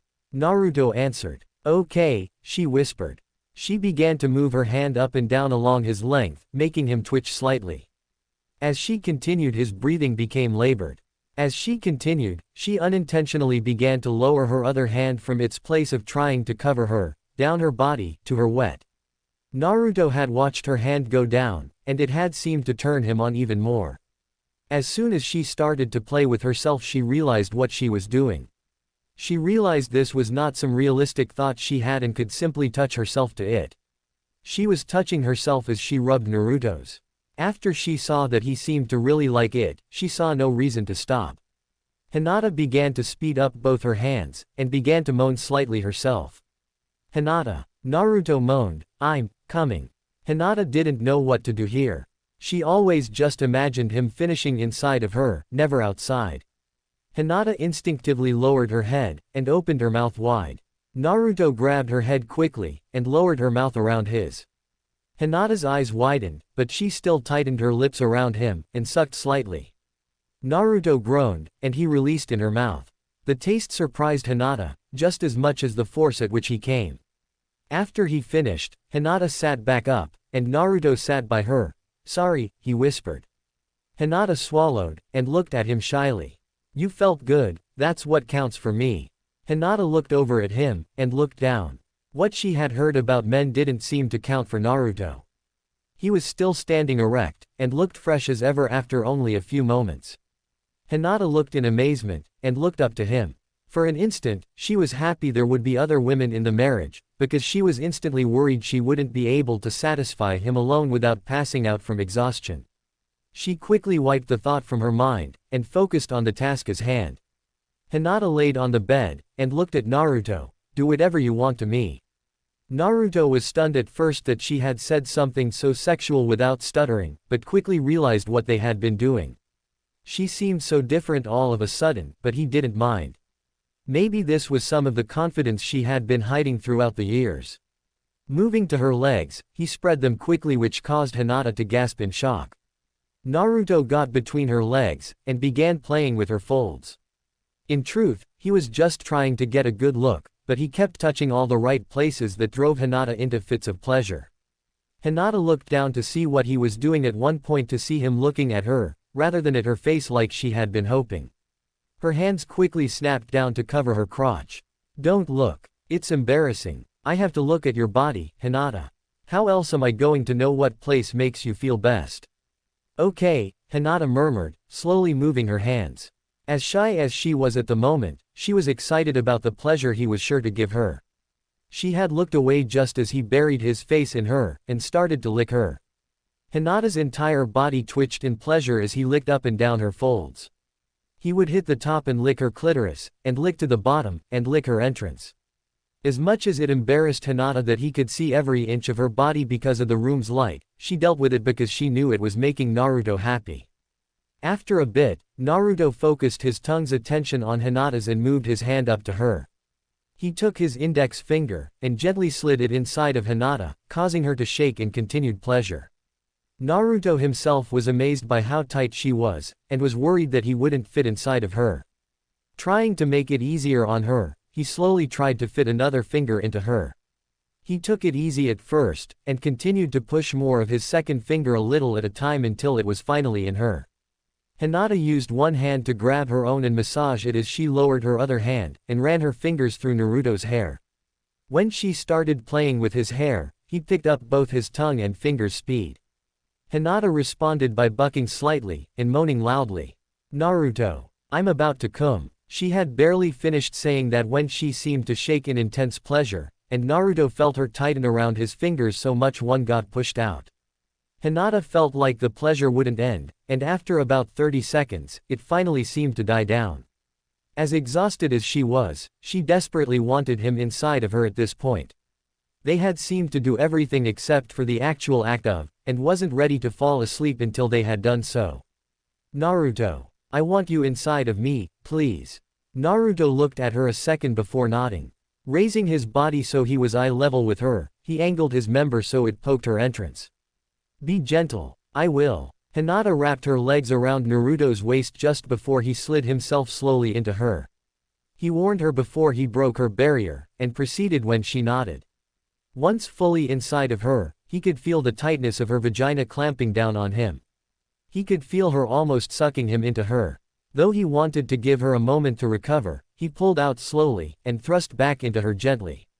"Oh, Naruto." Hinata moaned loudly, not seeming to care if anyone heard.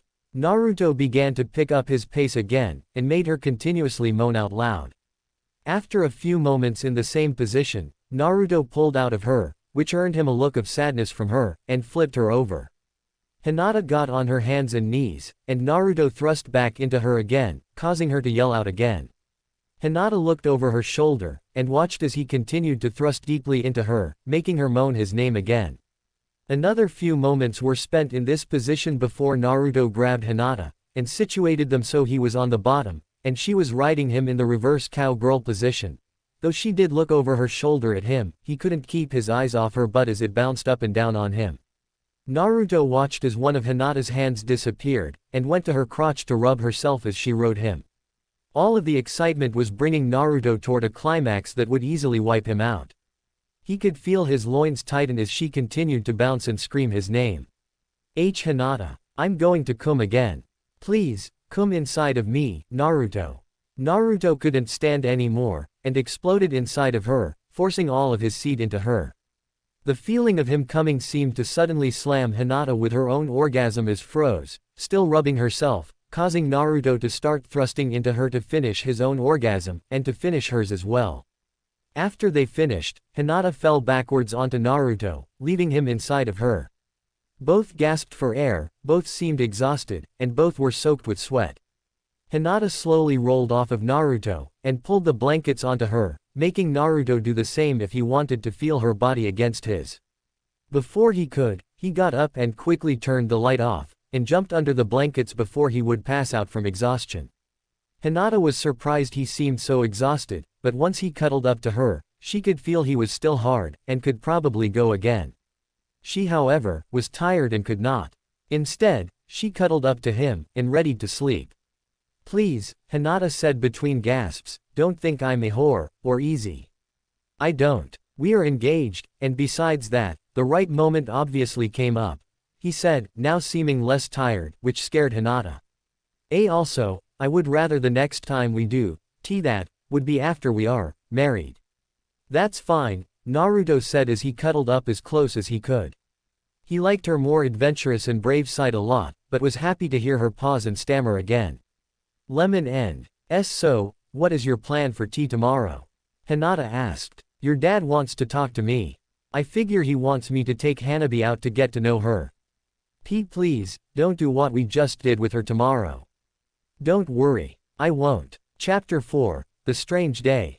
Naruto woke up in the best way he could have imagined, at first. Naruto opened his eyes, yawned, and looked to the sleeping beauty laying right next to him. The aroma of food cooking filled his nostrils, making his stomach start to grumble. At first, Naruto just wanted to look at the Hinata lying next to him. Then everything hit him. There was someone else in his apartment. Naruto's eyes grew wide as he realized what was wrong. Someone got into his apartment somehow, and started cooking. Naruto shook his head as he realized how strange of an occurrence this was. Who just sneaks into someone's place to cook? Naruto was just about to get up, when suddenly the person walked into the room. In the doorway was Temari, carrying 2 trays with food on them.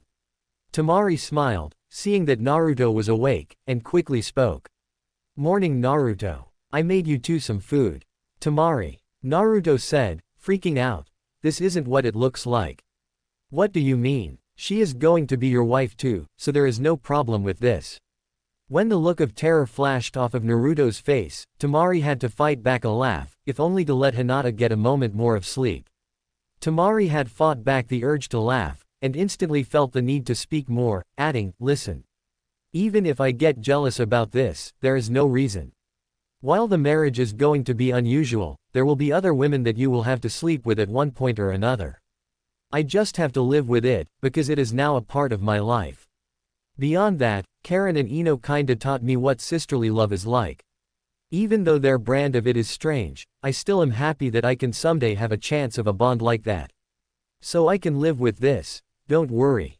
Well, that's good, but, Temari. Yeah, how did you get into my apartment? Temari instantly realized how weird the whole situation seemed, and quickly began to try and tell her side of the story. Well, I wanted to do something nice for you too, so Jugo told me where you guys were at, and let me into your place. I really felt weird at the time, and I do now.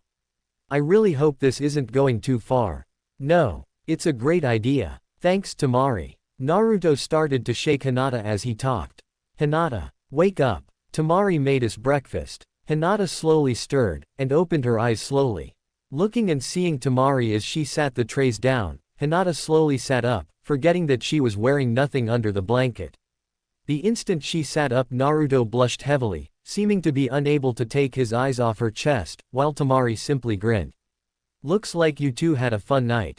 Hinata looked to Temari with a confused look on her face, then spotted Naruto who was staring at her chest, so she followed his gaze. Looking down, she now noticed that she was wearing nothing herself, and quickly pulled the covers up to cover herself. Naruto blushed a deeper shade of red for being seen staring, and Temari smiled. Hinata blushed to herself for letting Temari see her partially. You two eat up. After you're done, I know Naruto has another date. Hinata, why don't you come hang out with me and the other future wives? Oh okay, that sounds nice. Hinata murmured, blushing still as she held the sheets tightly to her body. Temari smiled, and walked over to her side of the bed. Hinata looked up sheepishly before Temari lightly pulled the sheets away from Hinata. Hinata made an eep noise before Temari bent over, and lightly kissed Hinata on the lips. Both Naruto and Hinata's eyes sprang wide open in shock. Temari ended the kiss, and started her way out of the room. Oh, and Naruto, Temari started, making Naruto snap out of his shocked look, and turned quickly toward Temari. After getting a good look at her, I forgive you for talking about your date with her so much during our last date. Temari left the room, and left the apartment. Hinata still looked shocked, so Naruto shook her lightly so she would snap out of it. Oh 1, did she just kiss me? And 2, what did she say about your date with her? Hinata asked, still pretty red in the face. Okay, well, 1, yeah. I think she did, and 2, well, Naruto started, and blushed a bit. I was excited about going on a date with you. I guess I talked a little too much about it. Hinata forgot about the kiss thing as she heard Naruto explain he was excited about his date with her. She instantly blushed even more, and felt as though she were going to faint. Deciding that using up some of the built-up emotional energy would fix things, she pounced Naruto, hugging him as tightly as she could. Hinata looked up at Naruto, who had a look of surprise, and kissed him on the lips with such intensity, his lips hurt slightly. When she broke the kiss, she looked happily in Naruto's eyes. See, come on, let's eat, honey. Naruto said nervously. Hinata felt her heart flutter, and she sat close to him as he grabbed the trays of food. Together, the two ate, and nervously got dressed, stealing a peek at one another every other second. Naruto and Hinata soon walked out of the apartment, and saw Temari standing outside, waiting for them. Naruto and Hinata both looked surprised to see her. Temari looked over, saw their surprise, and smiled. Were you standing out here the whole time? Naruto asked quickly. No, I actually talked with Jugo for a few minutes. I asked him to please get the others, and tell them to meet me at Ichiraku Ramen. He told me he was happy to help any wife of Naruto, and left. Now that you guys are out, I'll walk with you, if that's okay. Sure, Hinata answered. Temari smiled, and wrapped one arm in Naruto's, and motioned for Hinata to do the same. We don't want him recruiting any other wives, so we better keep a tight hold on him. Temari said to Hinata. Hinata smiled, nodded, and took Naruto's other arm. The three walked down the street toward Hinata's home, both so she could drop off her things, and so Naruto could get Hanabi. XXX at the Hyuga Mansion XXX. As the three walked up to the clan home, they noticed Hiyashi standing outside, looking aggravated. As they walked closer, Naruto finally noticed Hiyashi's aggravation. Figuring he was going to take it out on him, or it was his fault, Naruto began to drag his heels severely. Come on, Naruto. What's wrong with you? Temari yelled, pulling him as hard as she could at this point. Hinata was right next to her, also pulling as hard as she could. Naruto was apparently stronger than the two of them. Naruto, what's wrong? Hinata grunted as she struggled to pull him. Your father looks pissed. Naruto whimpered. Hinata turned her head, and saw him. He did indeed look pissed. The tug-of-war eventually turned into Temari trying her hardest to pull the two toward the mansion, but she found that she was moving nowhere. Feeling ridiculous, Temari was just about to give up pulling the two when Hiyashi suddenly yelled out to them. Naruto. Hinata. Miss Temari. Please stop messing around. Hiyashi growled. They all jumped in their spots, and ran over as fast as possible. All three stood at attention. Hiyashi smiled internally as he saw the humor in his situation. The one shinobi in the village that could probably destroy him with a single jutsu was too polite, and acted as though Hiyashi were a god. He felt slightly calmer, but he was still aggravated. I'm sorry we are so late. I woke up late, then Temari stopped by and made us breakfast, then we talked for a few. I know we should have been here sooner. I'm so sorry. Naruto yelled quickly, and nervously. Hiyashi sighed, now knowing he had led them to a false conclusion. No, that's not what I am angry about. And thank you, Miss Temari, for accepting Hinata. I know you two are both in a weird situation, and it means a lot to hear that you two might get along. It makes me wonder if I should consider Naruto's other wives sisters to Hinata. Maybe I should wait to see how they get along with her first. Hiyashi mumbled. Realizing he was off track, he got on with what he had to say. Anyway, Hanabi is away on a mission. It came in this morning, and the team needed her. I do apologize, Naruto. No, it's okay. I can take her out another time. Naruto said, not all too concerned. He did have to wonder now, though, who was he going out with? You could just take us out, Naruto. Temari said, holding his hand. Hinata and I would like that.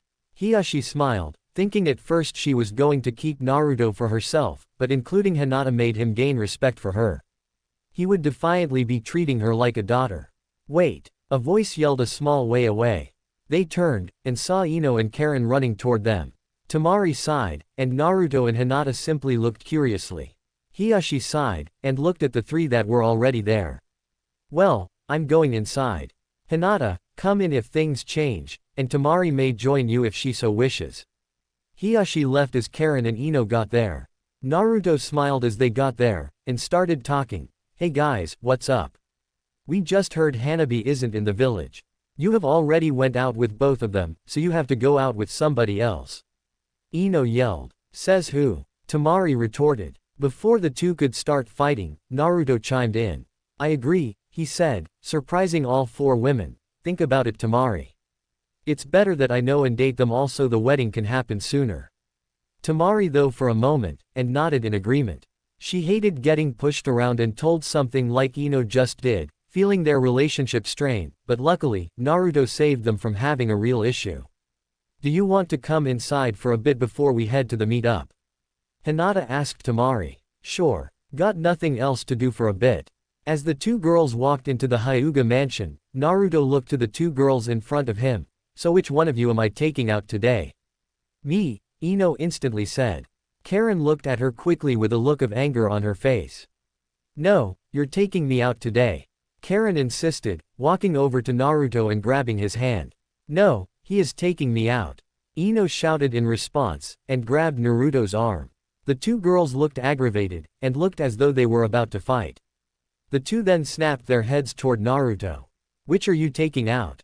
They both yelled. Naruto began sweating bullets. He didn't want to anger either of them, and was not looking forward to either of them fighting the other over his decision. I'll leave that up to you two. Naruto said scared and nervously.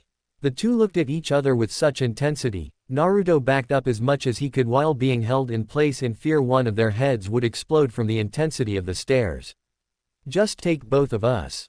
Karin said looking back to Naruto as though no anger had ever existed between Ino and herself. It would be easiest. Ino included, with the exact same look on her face. Though Naruto was nervous of the idea, he had to agree it was the easiest idea. He also thought about how Ino and Karin reminded him a lot of Ino with Sakura a long time ago, though these arguments seemed to have peaceful endings. At least that one did, to his knowledge. Oh okay. Naruto conceded. The two girls smiled happily, and both led Naruto off. Though he hoped he was done with the arguments, something told him it was going to be a fight every minute. XXX in the Hyuga mansion XXX. Temari walked into the Hyuga mansion with Hinata, and Temari had to stop in her tracks. The Hyuga family was known to be a powerful and rich family, but the mansion appeared to be more well-furnished than the Hokage mansion and the hotel she was staying at, the most expensive one, combined. The art that covered the walls and sculpture that stood in corners in the first 20 feet looked like they cost more than the mansion itself. Each piece came from another village, as was obvious by the tags by each piece. While she was in the middle of the hall, she felt as though she tread carefully just to make sure she would break nothing. Hinata looked back, and saw Temari acting overly careful. She then couldn't help but remember when she was young, that was the exact way she was. The thing that helped her get over it was the fact she hadn't ever come close to breaking anything. Granted, that was mostly due to the traps and barriers that protected the art. Temari, are you okay? Hinata asked, walking back toward her. Why yeah, I just have never seen this much net worth in one room. Temari gasped. And I was at the Cage Summit years ago before the Fourth Shinobi War. I used to do the same thing that you just did. Trust me, you won't break anything. Look at them again. Temari looked back to the art, and noticed several barrier tags, and a few razor-thin wire traps. Temari smiled, feeling more in danger now than nervous. As she sped up a bit, the two entered into the first real room in the mansion. It was an outdoor garden, with an open roof, that led to the actual house. Temari suddenly wondered how long it would actually take to see the house, rather than just the entryways. Hinata. Nice to see you joined us, Temari, a voice said. Hiyashi walked out from his spot, hidden behind a tree in the garden. Hinata bowed to her father, and Temari quickly copied her. Hiyashi raised a hand to cease, causing them to both stand up straight very quickly. That's not necessary. It's true that I usually have Hinata bow around when we have guests, but only to show obeisance. You, Temari, seem like you will be more than a guest. The fact you two both showed up with Naruto, with neither of you looking sour about being around each other, shows me that. I am aware that you are the first to be officiated with Naruto, but you don't seem to hold it over Hinata. No, sir. Actually, on one of our first dates, I thought Hinata was following, and shouted out that she should join us. It turned out to be Jugo, but I still thought it would have been fun. Temari explained. Hiyashi looked to Hinata for confirmation, to which she nodded. Hiyashi smiled, and motioned for them to follow. So, where are you staying, Temari? Hiyashi asked, opening the real front door for them. At the hotel down the street. Luckily, my brother decided I should stay in the most expensive one. Nothing against the Leaf Village, but they do share one economic thing with the Sand Village. Both suffer from low-end hotels. Hiyashi stopped, and looked at Temari. Temari instantly figured she had insulted him when she insulted the hotels. She was just about to sincerely apologize when Hiyashi spoke. I will not allow you to stay in a hotel. You should not be charged for staying in the village when you are involved with our Hokage. Seeing as you and Hinata will have to get used to each other, I insist you move your possessions here, and stay with us. Hiyashi demanded. Temari instantly fumbled with her words, surprised at the generous offer. No. I wouldn't want to impose on both of you like that. Temari insisted. Hinata, what do you think? Hiyashi asked, looking to his daughter. I think it could be fun. I've never really had a friend over. Hinata said. Excellent. Well, get your things, and move in here. You are welcome to any empty room you want, or you could stay in Hinata's room for a while. I know girls like slumber parties. I think, Hiyashi said, and walked away from the two. Temari looked at Hinata for some sort of sign of what to do. Let's go get your stuff before we have to meet up with the others. Hinata insisted, and led her out of the mansion, promising a tour when they had Temari's stuff. XXX with Naruto, Karin, and Ino XXX. Naruto was being pulled down the street by both arms. One, being controlled by Ino, and the other by Karin. People in the area kept glancing at Naruto as he was forcefully pulled along by the women. We gotta get something to eat first. Karin shouted, attempting to lead Naruto in one direction. No, we have to get some shopping done. Ino yelled in return. We can do both, just pick one. Naruto murmured, unhappy with his current situation. Food. Karin yelled. Shopping. Ino yelled back. As the two fought over him, Naruto entered his mind, and met up with the fox. Luckily, his body would be on autopilot, as though it were a clone. What's the problem, Kit? Kurama asked. Naruto looked up at him. I might go insane on this date. Naruto said as he sat down. The fox laid down, and grunted. I understand. Having to listen to these two may cause me to go insane as well. You have only been out with them for all of 10 minutes, and they have fought most of it. Why don't you just take control of what you three do? That way there is no reason for them to fight. Kurama explained. I could, I guess, but what if they continue to fight? They seem to care for you enough to share you, so they might as well see your logic. There is only one way to find out, Kit. Naruto came out of his mind, and saw he was in the same situation. They were still arguing about where to go. Naruto was just about to attempt to declare what he thought they should do, when something happened. Ino was just about to yell, shopping, again, when her stomach growled loudly. The two of them smiled, and began to laugh loudly. You're right, Karin. Food does sound good, Ino said, and the two lead Naruto to get food.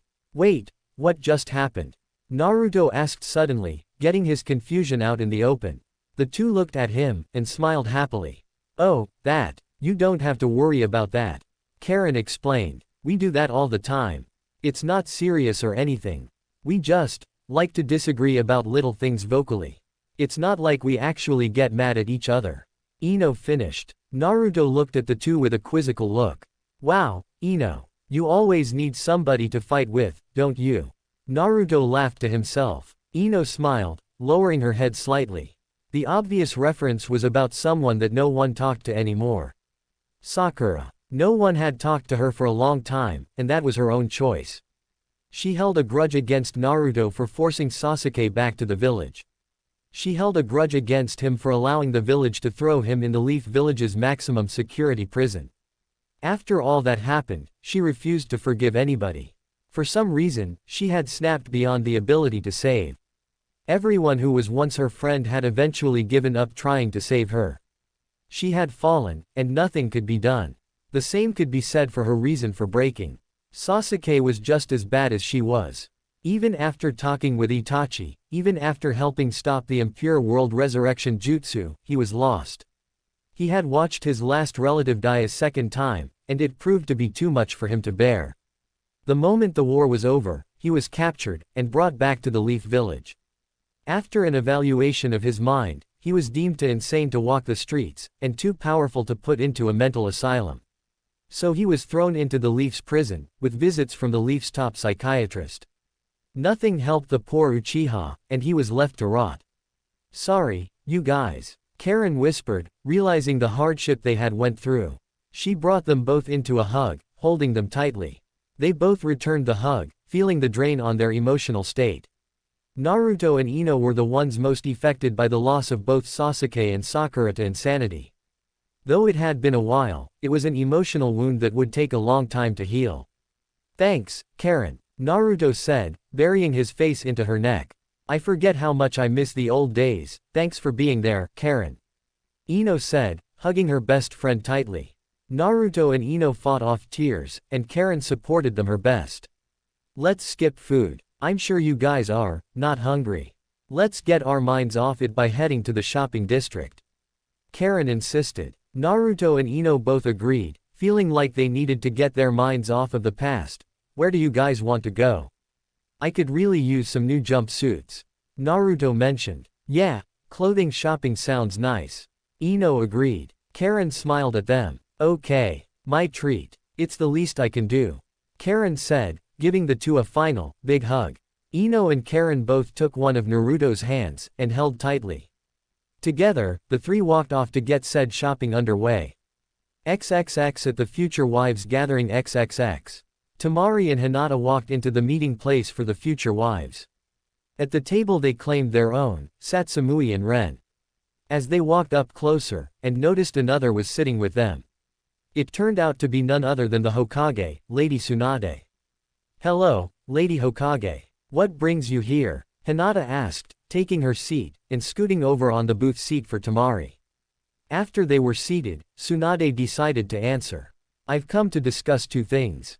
One, the names you will take, and another is a little info I feel you should know," Tsunade informed. The four there looked at her, nodding, saying there are 8 of you, 4 will become Namikaze, and 4 will become Uzumaki.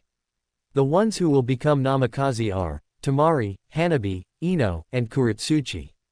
The Uzumaki are Hinata, Karin, Samui, and Ren. Kuritsuchi is going to hate that. Samui laughed to herself. If she would have come out here like she was asked, then this would have turned out differently. However, the humor in her taking the Namikaze name is too funny to pass up. "I hope none of you will tell her until she arrives for good?"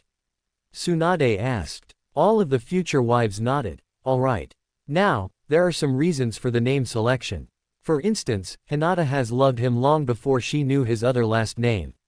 Karin is going to adopt the name Uzumaki, as she is an Uzumaki."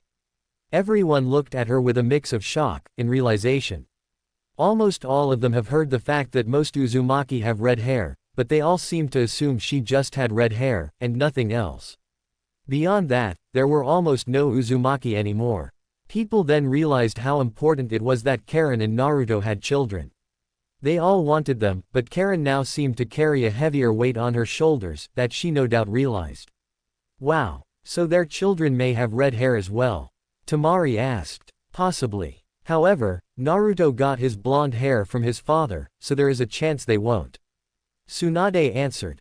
"Though I have to say, the Leaf Village has always used the Uzumaki symbol on the back of our flak jackets. If they have any red-haired children, or any of you have them, they will be offered the Clan Restoration Act as well. Granted, it would have to be male children. Men are too primitive to share one woman, and a woman can only have a child about a year, unless it's twins. Roughly of course, but a boy could have multiple wives with a chance of many offspring.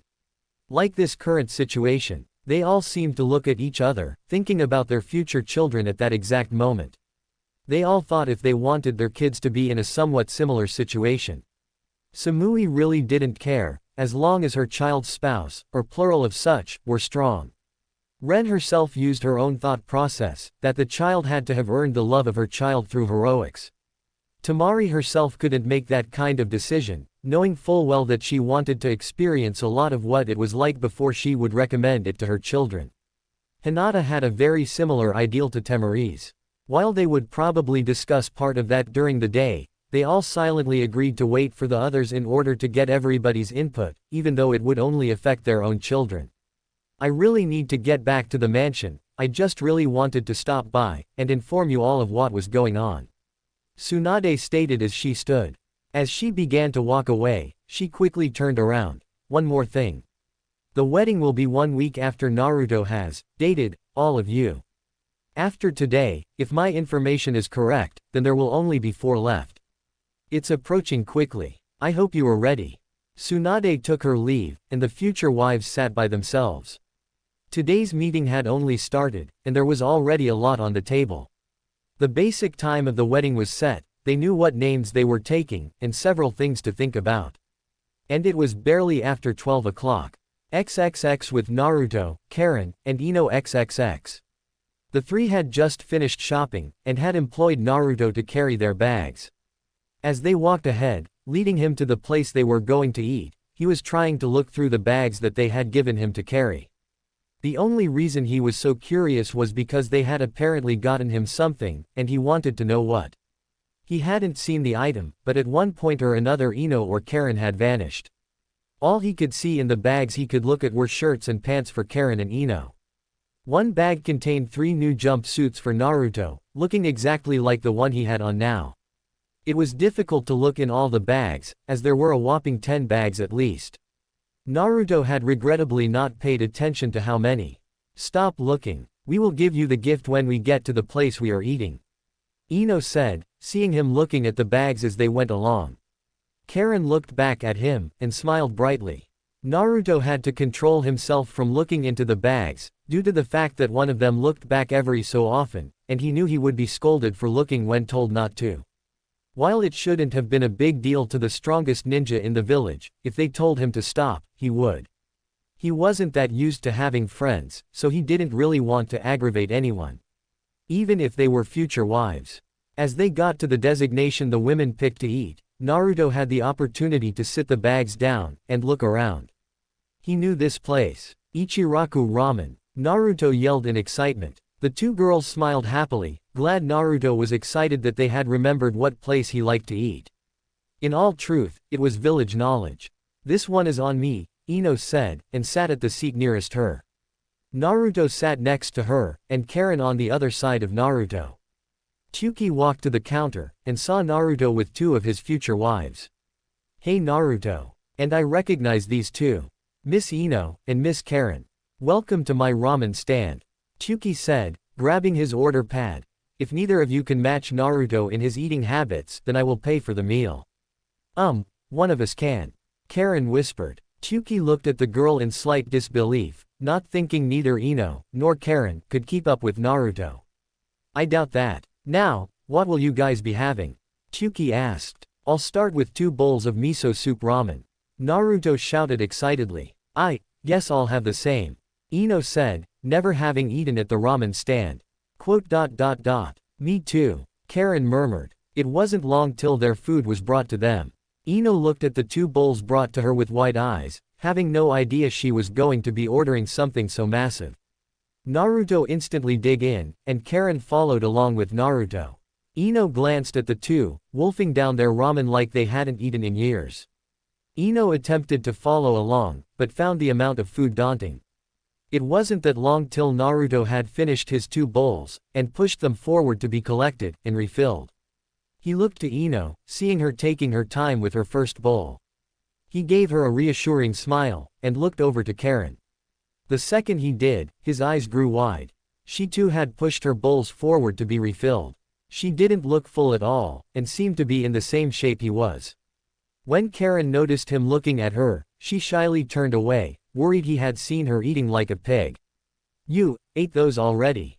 Yeah, Karin whispered, ashamed. Sweet. Finally there is someone who can eat ramen with me. Everybody always stops so quickly, and want to leave right away. Naruto said, and hugged her in a happy expression. Karin blushed and fixed her glasses, thankful he accepted her rather than being disgusted by her ability to eat. I can't offer free ramen if you two are going to devour our entire stock. Tsuki shouted. He was busy making ramen as fast as he could, with his daughter doing the same. It's okay. I will pay. Ino insisted, causing both Karin and Naruto to look at her thankfully. She had been out to eat with Karin before, so she knew what she was in for. She just guessed it would be Karin times 2. She was wrong. As the bowls continued, Ino noticed Karin was able to devour more now that she had competition, though it was more likely she felt she didn't have to hold back. Soon, Naruto and Karin were on their 8th helping apiece, 16 if you counted each bowl, rather than the order refills. Suddenly, Ino was checking her wallet to see how much she had. After doing the math, she figured she could pay for 20 order refills apiece, double if it was paid by the bowls.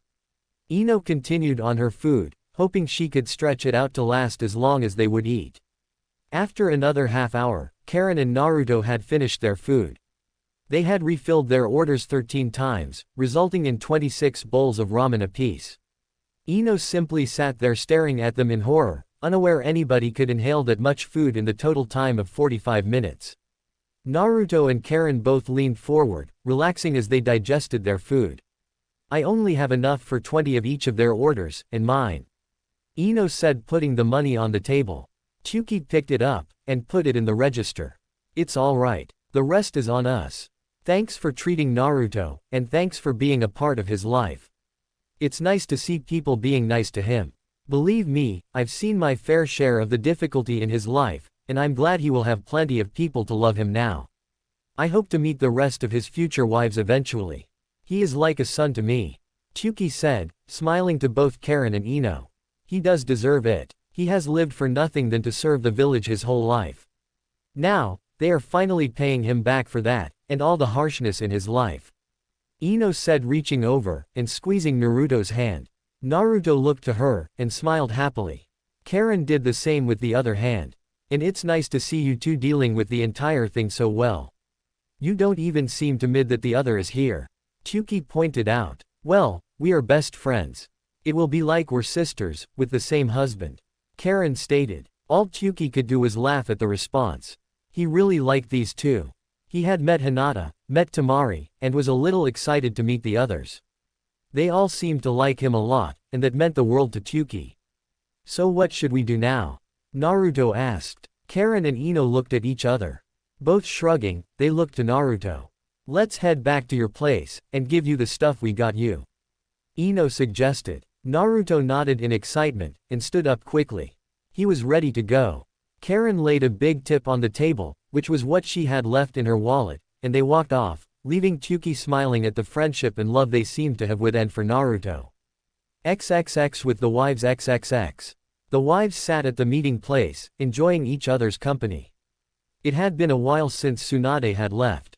They had all eaten, and discussed the day's events, and all things since they last met up. Samui had opened up to the others slightly, talking more than she had too, though not by much. They each shared their stories about Naruto, so they could all gain a better understanding of what he was like. Samui and Ren, who knew very little about Naruto, found the story sharing very helpful. They discovered that Naruto was exactly what they had heard.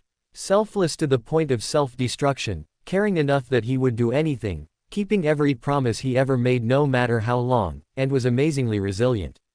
He had left such an impression on Temari and Hinata that it seemed as though they wanted this marriage more than Ren and Samui did. Not to say they didn't want it. Sorry, but I need a drink. I'm happy everything I have heard about Naruto was true, but this is a lot to take in. Samui said, and waved the waitress over. I'll have a glass of wine, please. You guys want anything? Beer. Temari answered. Sake, both Ren and Hinata said. In all truth, Hinata and Ren would have been fine without it, but if the other two were, and they themselves didn't mind the idea, why not? They got their drinks, and settled into talking. You know, I'm kinda jealous that you guys have such a history with Naruto. It makes me feel kinda bad. How about you, Samui? Ren asked. A little. But that's why we are here now. Time to catch up. Yeah, and we all have something that Naruto did for us. Saved your and Ren's lives. Saved my family from destroying itself. And he inspired Hinata to be more confident, and to push herself to be a better ninja. Samui stated. Yeah, but we will have our turn when we are married to Naruto, Samui. Ren stated. Oh, and by the way, sorry Hinata, but Hinata got laid. Temari chimed in, with no setup. Hinata instantly looked shocked, and swung her head in the direction of Temari. Both Ren and Samui had different looks.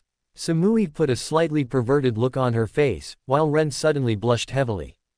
Hinata herself was blushing heavily, while Temari defended herself by looking at Hinata, and saying, sorry. We're the wives, so gossip is all between us. It's okay. While Hinata did seem to calm down a little bit, while barely noticeable, she did calm down. Samui instantly noted something, though it was an early hypothesis. I think he has with however he is going out with at the time. Does that mean he is a super pervert? Ren instantly yelled a little too loudly. Both Temari and Hinata instantly started laughing at the notion as people around them looked at the table in shock. No, if you knew Naruto, then you would know that. Not insulting the fact that you don't know him that well, but he isn't like that. When I slept with him, I was the one who started it. I assume it was the same way with you, Hinata. Temari stated. Actually, Hinata started, causing Temari to twist her head quickly in Hinata's direction. It was kinda both of us. So then it is possible. Temari made him a addict. Samui joked. The Samui, Ren, and Temari laughed, as Hinata blushed. So, who is he out with today? Ren asked. He's with Karin and Ino. Temari said, suddenly realizing that Naruto was out with the two most sexually interested women of all of them, that she could tell. Hinata's eyes widened, and slowly, she looked at Temari. Samui looked at the two in confusion, and Ren was quick to do the same. He is a addict now, isn't he? Hinata asked. Yeah, Temari answered. Wait, are those the two who argued you a lot? Samui asked. She remembered the two quite well, actually. She had to assume Naruto would find them more attractive than her, thus, she was jealous. Yeah, oh, God, he's a addict now, Ren yelled. The wives laughed, the thought of Naruto being a addict overly hilarious. The wives had finished their drinks, and quickly ordered seconds, and continued their conversations. XXX at Naruto's apartment XXX. Naruto had settled down on his couch, allowing Karin and Ino to get his gift into an appropriate bag to give to him. He really couldn't think of a reason they would be giving him gifts, but he never got that many in his life, so he would not turn one down. As Karin and Ino started into the room, Naruto found himself wishing he had gotten them gifts, though he wouldn't have known where to start. Hey, Naruto, Karin said, jumping over the back of the couch, and sitting next to him. Ino did the same, on the other side. Ino pulled a bigger bag from behind the couch, and sat it on Naruto's lap. Naruto smiled brightly as he opened the bag, and ripped the tissue paper that covered his gift out of the bag. As he got down to the gift, he pulled it out. The bag had contained a long jacket, much like his father's Hokage jacket, colored with white, orange, and black. Turning it around in his hands, he noticed print on the back. Namikaze Uzumaki Naruto. Naruto could hardly believe his eyes as he looked the jacket over. He noticed the inside had several equipment pockets. Naruto stood up faster than he ever had, and put the coat on quickly. He could hardly believe the fact they had gotten him this. We had them imprint the thing on the back the whole time we were there. That's why one of us kept leaving. We had to pick out the right jacket, the right colors, and the right print. Ino stated. Naruto was too enthralled to notice sounds going on behind him. Lemon, we have another gift for you, Naruto. Karin said, as the noises suddenly stopped. Naruto was so excited about his new outfit, he hated not giving it the proper amount of attention. Turning around, his eyes nearly shot out of his head. The two women had stripped into his second gift, wearing revealing, lacy underwear. Karin wore a white lacy thong, and a white bra that looked as though it was ready to pop off. Do you like it? We picked them out hoping you would. Ino said seductively. Ino was wearing red underwear, matching Karin's. The two stood up, and grabbed Naruto by his new jacket, leading him into the bedroom. The whole while, Naruto was unable to look away from the two. His face was bright red as he was led into the bedroom, and forced to lay on the bed. Naruto barely had time to think as Karin straddled Naruto's chest, forcing her lips to his. Below, Ino removed his ninja shoes, and began to remove the lower part of his jumpsuit. She opened the button, and unzipped the fly quickly, eager to get to the hidden treasure in his pants. Above, Naruto felt Ino discard his shoes, but couldn't concentrate on what Ino was doing as Karin was keeping him very occupied. Karin grabbed both of Naruto's hands, and placed them on her cupboard. Karin groaned into Naruto's mouth as he grabbed and massaged her, allowing Naruto to overtake her mouth with his tongue. Naruto moved his hands, and put them under Karin's bra. At the exact same moment, he heard his zipper go down, realizing what Ino was doing. He couldn't help but become more turned on by the thought of being unable to see what Ino would do to him. Below, Ino had gotten his zipper off. Grabbing both sides of his pants, she pulled them down, leaving his boxers still on. Ino moved up along his muscled legs, and opened his fly. Inside, his swollen member was eagerly waiting for her. Ino grabbed him, smiling as it twitched, and she heard him groan in excitement. Ino began to move her hand up and down along his length, causing his legs to twitch slightly as Karin kept him busy. As Ino rubbed Naruto's member, she lowered her head over it, and lashed at it with her tongue. Seeing his minor shakes intensify, she smiled. After a final lick, she put him into her mouth, sucking him, and moving her head up and down on his. As she continued, she glanced up, and saw Karin grinding her crotch on Naruto's abs, obviously desperate for Naruto's touch. Smiling, she took one hand off of Naruto's massive length, and moved Karin's thong to the side, revealing her wet folds. Ino placed a thumb on her friend's clitoris, and began to rub her lightly, causing Karin to visibly tremble. Getting excited herself, she pushed 2 fingers into Karin's opening, while continuing to massage Karin's. "You bitch, God that feels good." Karin moaned, breaking her kiss from Naruto. Naruto moved his hands from Karin's firm, and reached behind her. While it was difficult, due to Ino's expert mouth pleasuring him in ways he didn't know could be done, he got Karin's bra off, and tossed it to the floor. Allowing Naruto to suck one of her nipples, Karin unzipped his jacket under his newest on, and shredded his undershirt with her bare hands. After opening his shirt, she pressed her now free to his muscled chest, and kissed him with a renewed passion. "I'm gonna come," Naruto moaned, breaking the kiss suddenly. Ino reacted by backing off, her mouth making a loud popping noise. As Naruto groaned in displeasure, Ino removed her fingers from Karin, resulting in the same noise from her. Naruto sat up slightly to look at her, giving her a look of defeat. Ino shook her finger at him, and got up. She moved so her pelvis was right behind Karin's, and moved both hands down. One hand began to play with Karin again, while another positioned Naruto's member so it poked into her lightly. Ino lowered herself onto Naruto, getting a moan of pleasure from both Naruto and herself. Karin grinded against Ino's hand, looking over her shoulder at Ino, watching her friend bounce on Naruto's. "I think I'm gonna come." Karin groaned loudly, moving her hips faster against her friend's hand. "You can come, Karin. Naruto has to wait till I'm closer," Ino whispered, leaning over, and trailing Karin's back with kisses. "You're so mean," Naruto groaned, trying to hold out, though starting to hump suddenly to get Ino closer. Ino instantly reacted by moaning loudly, and focusing on pleasuring Karin as Naruto was taking care of her. Naruto smashed his lips to Karin's, seeing her face start to redden with her impending orgasm. Karin moaned loudly into Naruto's mouth as her orgasm suddenly overtook her. Ino felt the sudden contractions involved with an orgasm, and felt Karin squirt heavily all over her hand and pelvis as she continued to come. Naruto felt the orgasm rock Karin's body, and felt her squirt on his lower half. Breaking the kiss, he looked down to see her twitching in rhythm with the squirt. "God, you're hot," Naruto murmured in Karin's ear, and kissed her again. "A squirter. I should have guessed," Ino said, continuing her fingering. Feeling overwhelmed by Karin's continued squirting, Naruto felt himself getting closer with no way to stop it. Karin, however, kept her mouth locked onto his as she continued to convulse. Ino felt his member throb, and knew he was on his way. Smiling, she started to aid Naruto's thrusts. While she wanted to come, she didn't want to hold Naruto back this early in their fun night. She felt Naruto tense and freeze up as he started to come, and Ino took over completely. Ino moaned loudly as she felt Naruto explode into her, seemingly filling her up in his first spray. As she continued to ride him, she removed her hand from Karen's vagina and moved so she could speed up. As Karen collapsed on Naruto, Ino felt his throbbing slow and finally end. She continued to bounce over him, however.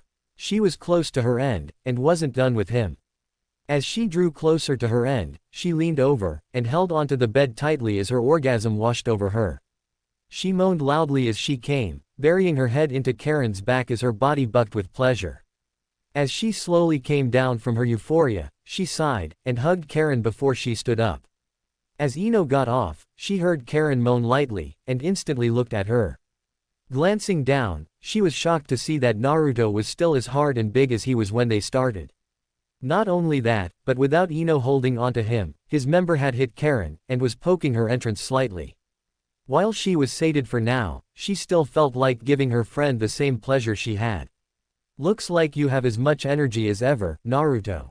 Ino laughed lightly. Kneeling down again, she grabbed Naruto's rod again, causing him to tense, and began to move it along Karen's wet. As she played with the two of them, they twitched rapidly due to pleasure. I'll bet you want to be in her, huh Naruto? God yes. Naruto groaned. Ino, stop being mean. Karen moaned, trying to move her lower body to trap his member in her. Ino wouldn't allow it, as she was having too much fun watching them shiver with ecstasy. If you both behave, I'll let you put it in, Naruto. Ino whispered, stroking him as she rubbed his against Karen's. As both stopped their protest, Ino began to rub his member against her, making them both moan again. Karen tightly wrapped her arms around Naruto's neck, moaning into his ear as she started to draw closer to her second orgasm. Naruto himself found his situation pleasurable, though he was still quite a ways away from his orgasm. As Karen's orgasm hit, both Naruto and Ino were unprepared. Naruto thought he was safe from her orgasm, but he almost screamed when she bit down on his shoulder, fighting to keep conscious as her orgasm washed over her. Behind them, Ino forgot an early lesson, and got Karen's squirt in the face. Though Ino was startled, she quickly moved out of the way, and took the rest of Karen's ejaculation all over her chest. Allowing Naruto to poke into Karen slightly again, Ino touched her soaking wet chest, amazed at the amount that Karen had squirted all over her. Sneaking up behind Karen, Ino pressed her wet body against Karen's back. Even though you got me all wet, Ino started, grabbing Karen by her butt cheeks, I'll still give you what you want. Ino slowly pulled Karen back, making Naruto slide into her. The whole while, both Karen and Naruto moaned lightly. Karen, because Naruto was bigger than she thought, and Naruto, because she was a lot tighter than he thought. Karen and Naruto locked eyes, before finally locking lips. That feel good? Ino asked, making Karen bounce up and down on Naruto's length. All Karen could do was nod quickly. Ino grabbed Karen's red locks, and brought her head up a little, and away from Naruto's. I pleasured you. Will you do the same for me, Karen? Again, all Karen could do was moan, and nod. Ino moved from behind Karen, and moved to her front. After making Karen sit up to bounce on her lover, Ino stood facing away from Karen and, displaying her freak flexibility, she bent over all the way so she faced Naruto, nose touching nose. As Ino got her turn kissing Naruto, Karen began to lick Ino's drenched folds. With Karen bouncing on him quickly, and Ino displaying insane flexibility, he felt the pressure in his loins building up. Ino could tell by the way he suddenly was unable to continue. Don't you dare come. I got covered with my best friend's squirt twice. We both deserve to enjoy this. Besides, you wouldn't want to look weak to Karen, another Uzumaki, would you? That bit of information stopped Naruto. There was another Uzumaki. He didn't know that, and had to follow Ino's advice. Breaking the kiss with Ino, he looked to Karen. She would hopefully be the one to bring his mother's once great clan back, with the help of the others. Luckily, the new information kept Naruto from coming. Even though he had a dumbfounded look on his face, Ino smashed her lips to his. As quickly as the kiss happened, she invaded his mouth with her tongue. Though Naruto was now far from his orgasm, Karen was drawing nearer to hers by every bounce, and Ino was drawing closer to hers. Karen, finding it easier with her impending orgasm, latched onto Ino's with her lips, sucking and licking as hard and fast as she could. The moment that happened, Ino broke her kiss with Naruto to moan loudly, her eyes almost rolling into the back of her head as her orgasm teased to let loose. As Ino's orgasm unleashed, Karin hooked her arms around Ino's thighs to keep her up on her trembling legs. While Ino's and Naruto's juices spilled from Ino's, Karin felt her loins tense in anticipation of her own orgasm. Naruto smiled lustfully at the sight of Ino's contorted face, and the feeling of Karin starting to tighten around him. Naruto quickly moved his arms down to help Karin bounce as she neared her orgasm. "Oh, God," Karin groaned loudly, switching to diddling Ino's with her tongue, as her orgasm started with Naruto's vigorous help. Naruto looked to Karin's desperate licking, and saw the mass amount of liquid squirt from her as she came, looking like she was lifting off of him from the force of it as she went up. "Come, Naruto, give your bitch all you got," Ino moaned into his ear, still standing on her feet somehow. Naruto nodded in reply, and began to thrust quickly into Karin, making her stop licking Ino to throw her head back in ecstasy. Ino quickly compensated by drilling her own fingers into herself to continue her orgasm as long as possible. Naruto groaned happily as he shot his load into Karin, making her yell in surprise and happiness. She fell to Naruto's chest, slipping under Ino's legs, and clung desperately to Naruto as he filled her. As all three ended their orgasms, Ino collapsed, landing on Karin's back. They all breathed heavily, trying to catch their breath from their fun. "That felt so good," Ino moaned, with Karin finishing the last part. Unbeknownst to them, Naruto, still slightly tired, formed a hand seal. Quietly, two shadow clones formed behind them. "Who says we're done?" Naruto asked, as the two clones grabbed Ino, leaving Naruto with Karin. Together, the three of them spent a good portion of the night in a seemingly unending pleasure. End. There it is. Wait, that's not it. I still have more. A thank you for waiting for this so long. Okay. Well, enjoy. Lord Miku. The two stumbled into the room of the big house. They had been out all day, and started drinking about 4 hours ago, having drank more than they should have. As they got in, they stopped, and looked to the bed. "It was a mistake to get this drunk. I can't remember where the spare bed roll is," one said. "Damn, can't we just share your bed? I'm going to be staying here for a while, so we might as well be comfortable with each other," the other said. "Okay," the first said, obviously very drunk. She then reached for the lamp, and lit it. Both of them, Temari and Hinata, winced at the sudden bright light. The both of them crashed to the bed, feeling the alcohol inhibit their minds and bodies. "Gotta get ready for sleep," Temari groaned, sitting up as she started to remove the unnecessary clothing. Hinata weakly did the same, discarding her tight jacket to the ground, and she started to work her pants off. "Lemon. Damn it, gotta get my sleep clothes, you want some?" Hinata asked as she tossed her pants and ninja boots. She started to crawl across Temari, and ended up falling off the bed. Though she crashed to the ground hard, she didn't feel it. Temari laughed, holding as much of it back as her drunk self could. "Sure, but..." Temari started as she calmed down, but paused as she looked at Hinata as she got on all fours. Hinata's firm, round butt was in plain sight to Temari, though still slightly hidden by her lavender panties. They had coned down a bit when Hinata tried to remove her pants, and showed the top of her cute butt. Temari instantly felt a blush wash over her face as she realized she was staring, but decided she was drunk enough to do whatever she wanted. Taking a deep breath, she pushed off the bed, and landed against Hinata's backside. "Can't we just sleep?" Hinata instantly made a squeak noise as she felt Temari slip a hand into the back of her panties, and grab one of her cheeks tightly. Temari rubbed her hand over her soft, firm butt, and used her other hand to start removing the mesh shirt that protected more skin to feel. Hinata was just about to protest when Temari's pinky poked and rubbed against Hinata's lips. The moment she felt the finger, she moaned lightly, and shook a bit in pleasure. Looking over her shoulder, Hinata blushed as she saw Temari lustfully looking at her. While a part of her wanted to protest, a bigger part of her wanted to continue. No doubt it was the alcohol, but she also remembered the kiss from earlier. She remembered the smile she gave her before it, and she remembered the kindness offered to who Temari thought was her before that. She didn't think she was a lesbian, as she had too much fun on her night with Naruto, but that didn't mean she couldn't like both. Only one way to find out. Hinata aided Temari in the removal of her shirt, and continued to move her hips so Temari would brush up against her. Temari smiled lightly, continuing to keep her hand just away from Hinata's center. Now that the mesh shirt was gone, Temari rubbed her unemployed hand up Hinata's back, causing Hinata to shiver, and pinched the clasp of Hinata's bra between her finger and thumb. In a snapping motion, she unlocked the hook clasp, and the bra sagged on Hinata's shoulders from the weight of Hinata's breasts, or? Temari asked, leaning over Hinata's back to whisper into her ear. Hinata almost answered instantly, but stopped herself. So far, this was fun. If the fun continued, she wanted it to last.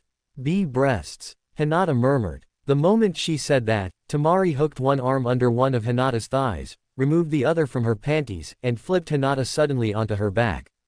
The lift into the air, and the spin, shocked Hinata. Now lying on her back, Hinata was helpless as Temari got on top of her. Temari grabbed one with a firm grasp, and began to suck on the nipple of the other. Hinata moaned lightly in response. Temari began to massage Hinata's firm body with her free hand, spending time feeling every inch of her exposed body. To Hinata's sadness, Temari purposefully didn't stray too close to Hinata's panty line. Hinata regretted not saying the other option, until Temari and Hinata locked eyes. Hinata moaned from her sudden turn on, seeing the sexy face Temari made as she sucked on her. Temari, suddenly feeling embarrassed from the looks Hinata was giving her, bit on Hinata's hard nipple. Hinata moaned loudly in response, and wrapped her legs tightly around Temari's waist. Hinata ran her fingers through Temari's hair, knocking out all the hair ties. Temari's hair fell around her face, tickling Hinata's chest as she moved. Hinata kept running her fingers through Temari's hair. She couldn't get enough of the feeling of her fingers through Temari's hair. It all felt so nice. The feeling ended as Temari let go of her lovers, and got up on her knees. Sorry I only paid attention to one, but I want this now. Temari said, and poked the soaked spot on Hinata's panties. Hinata moaned, bucking her hips lightly, at the sudden prod. Temari left her finger where it was, and began rubbing around the entire wet spot. Hinata continued to buck her hips lightly as Temari rubbed her soaking folds. Temari smiled at Hinata's increasingly crimson face as she began to strip with her free hand. First, off came the overshirt. The mesh shirt was quickly torn from her body, and she left the wrappings that held her on for now. Her shoes were already off, so she worked her skirt off, and took her mesh leggings and leg warmers off quickly. Looking to Hinata every now and then, she noticed Hinata had continued to stare at her. The obvious attraction was apparent on her face. To think that her future sister-wife was as bisexual as she was, though it was probable that Ino and Karin had done this as well. Temari. Hinata moaned between Temari's finger strokes. I want to see you. Temari smiled, and stood up slowly. As she stood over Hinata, she slowly undid the wraps around her bosom. As the wrapping fell onto Hinata, she couldn't help but stare at the almost completely woman over her. Her were obviously smaller than Hinata's, but Hinata still wanted to try her hand at playing with them. Playing with them like she used to do to her own as she masturbated while she thought of Naruto. Now, she would have two to think about. Like it so far, Temari said, hiding the self-embarrassment inside her. Hinata, blushing heavily, nodded. Her hand worked down her body as she could hardly take in the image of the sexy woman in front of her without physical pleasure. She was too overwhelmed. Good. Temari allowed Hinata to slip her hand into her own panties, and start to play with herself. Hinata grabbed at her own, massaging her nipple roughly, as Temari began to dance slightly as she slid her revealing thong down her legs. Did you know this was going to happen? Hinata asked with a shaking voice, noticing the thong. Temari smiled as she played with her own. No, I started wearing these more, in case Naruto wants me at any time. I love him, and if you play your cards right, Hyuga, I could love you too. Temari whispered sensually as she crouched over Hinata's face. Get a good look. Hinata moved her hand from her, and began to feel her hand around Temari's folds. It could have been the alcohol, but the feel of the folds, and the smell of the sweet juices that began to seep from her began to turn her on even more. She had to wonder if the taste would be the same way. Wasting no time in finding out, she shoved her face into Temari's to find out for herself. She started to lick away at Temari's as she quickened her hand's pace on her own. She found herself liking the taste of Temari, and hoped the alcohol wasn't the only reason they were doing this. As she thought of the reasons why, she was interrupted by the starting stages of her own orgasm. "Temari, I'm coming," Hinata groaned, stopping her licking from the overwhelming feeling. Temari smiled, starting to play with herself for something to help Hinata along, and replied, Come to me playing with myself."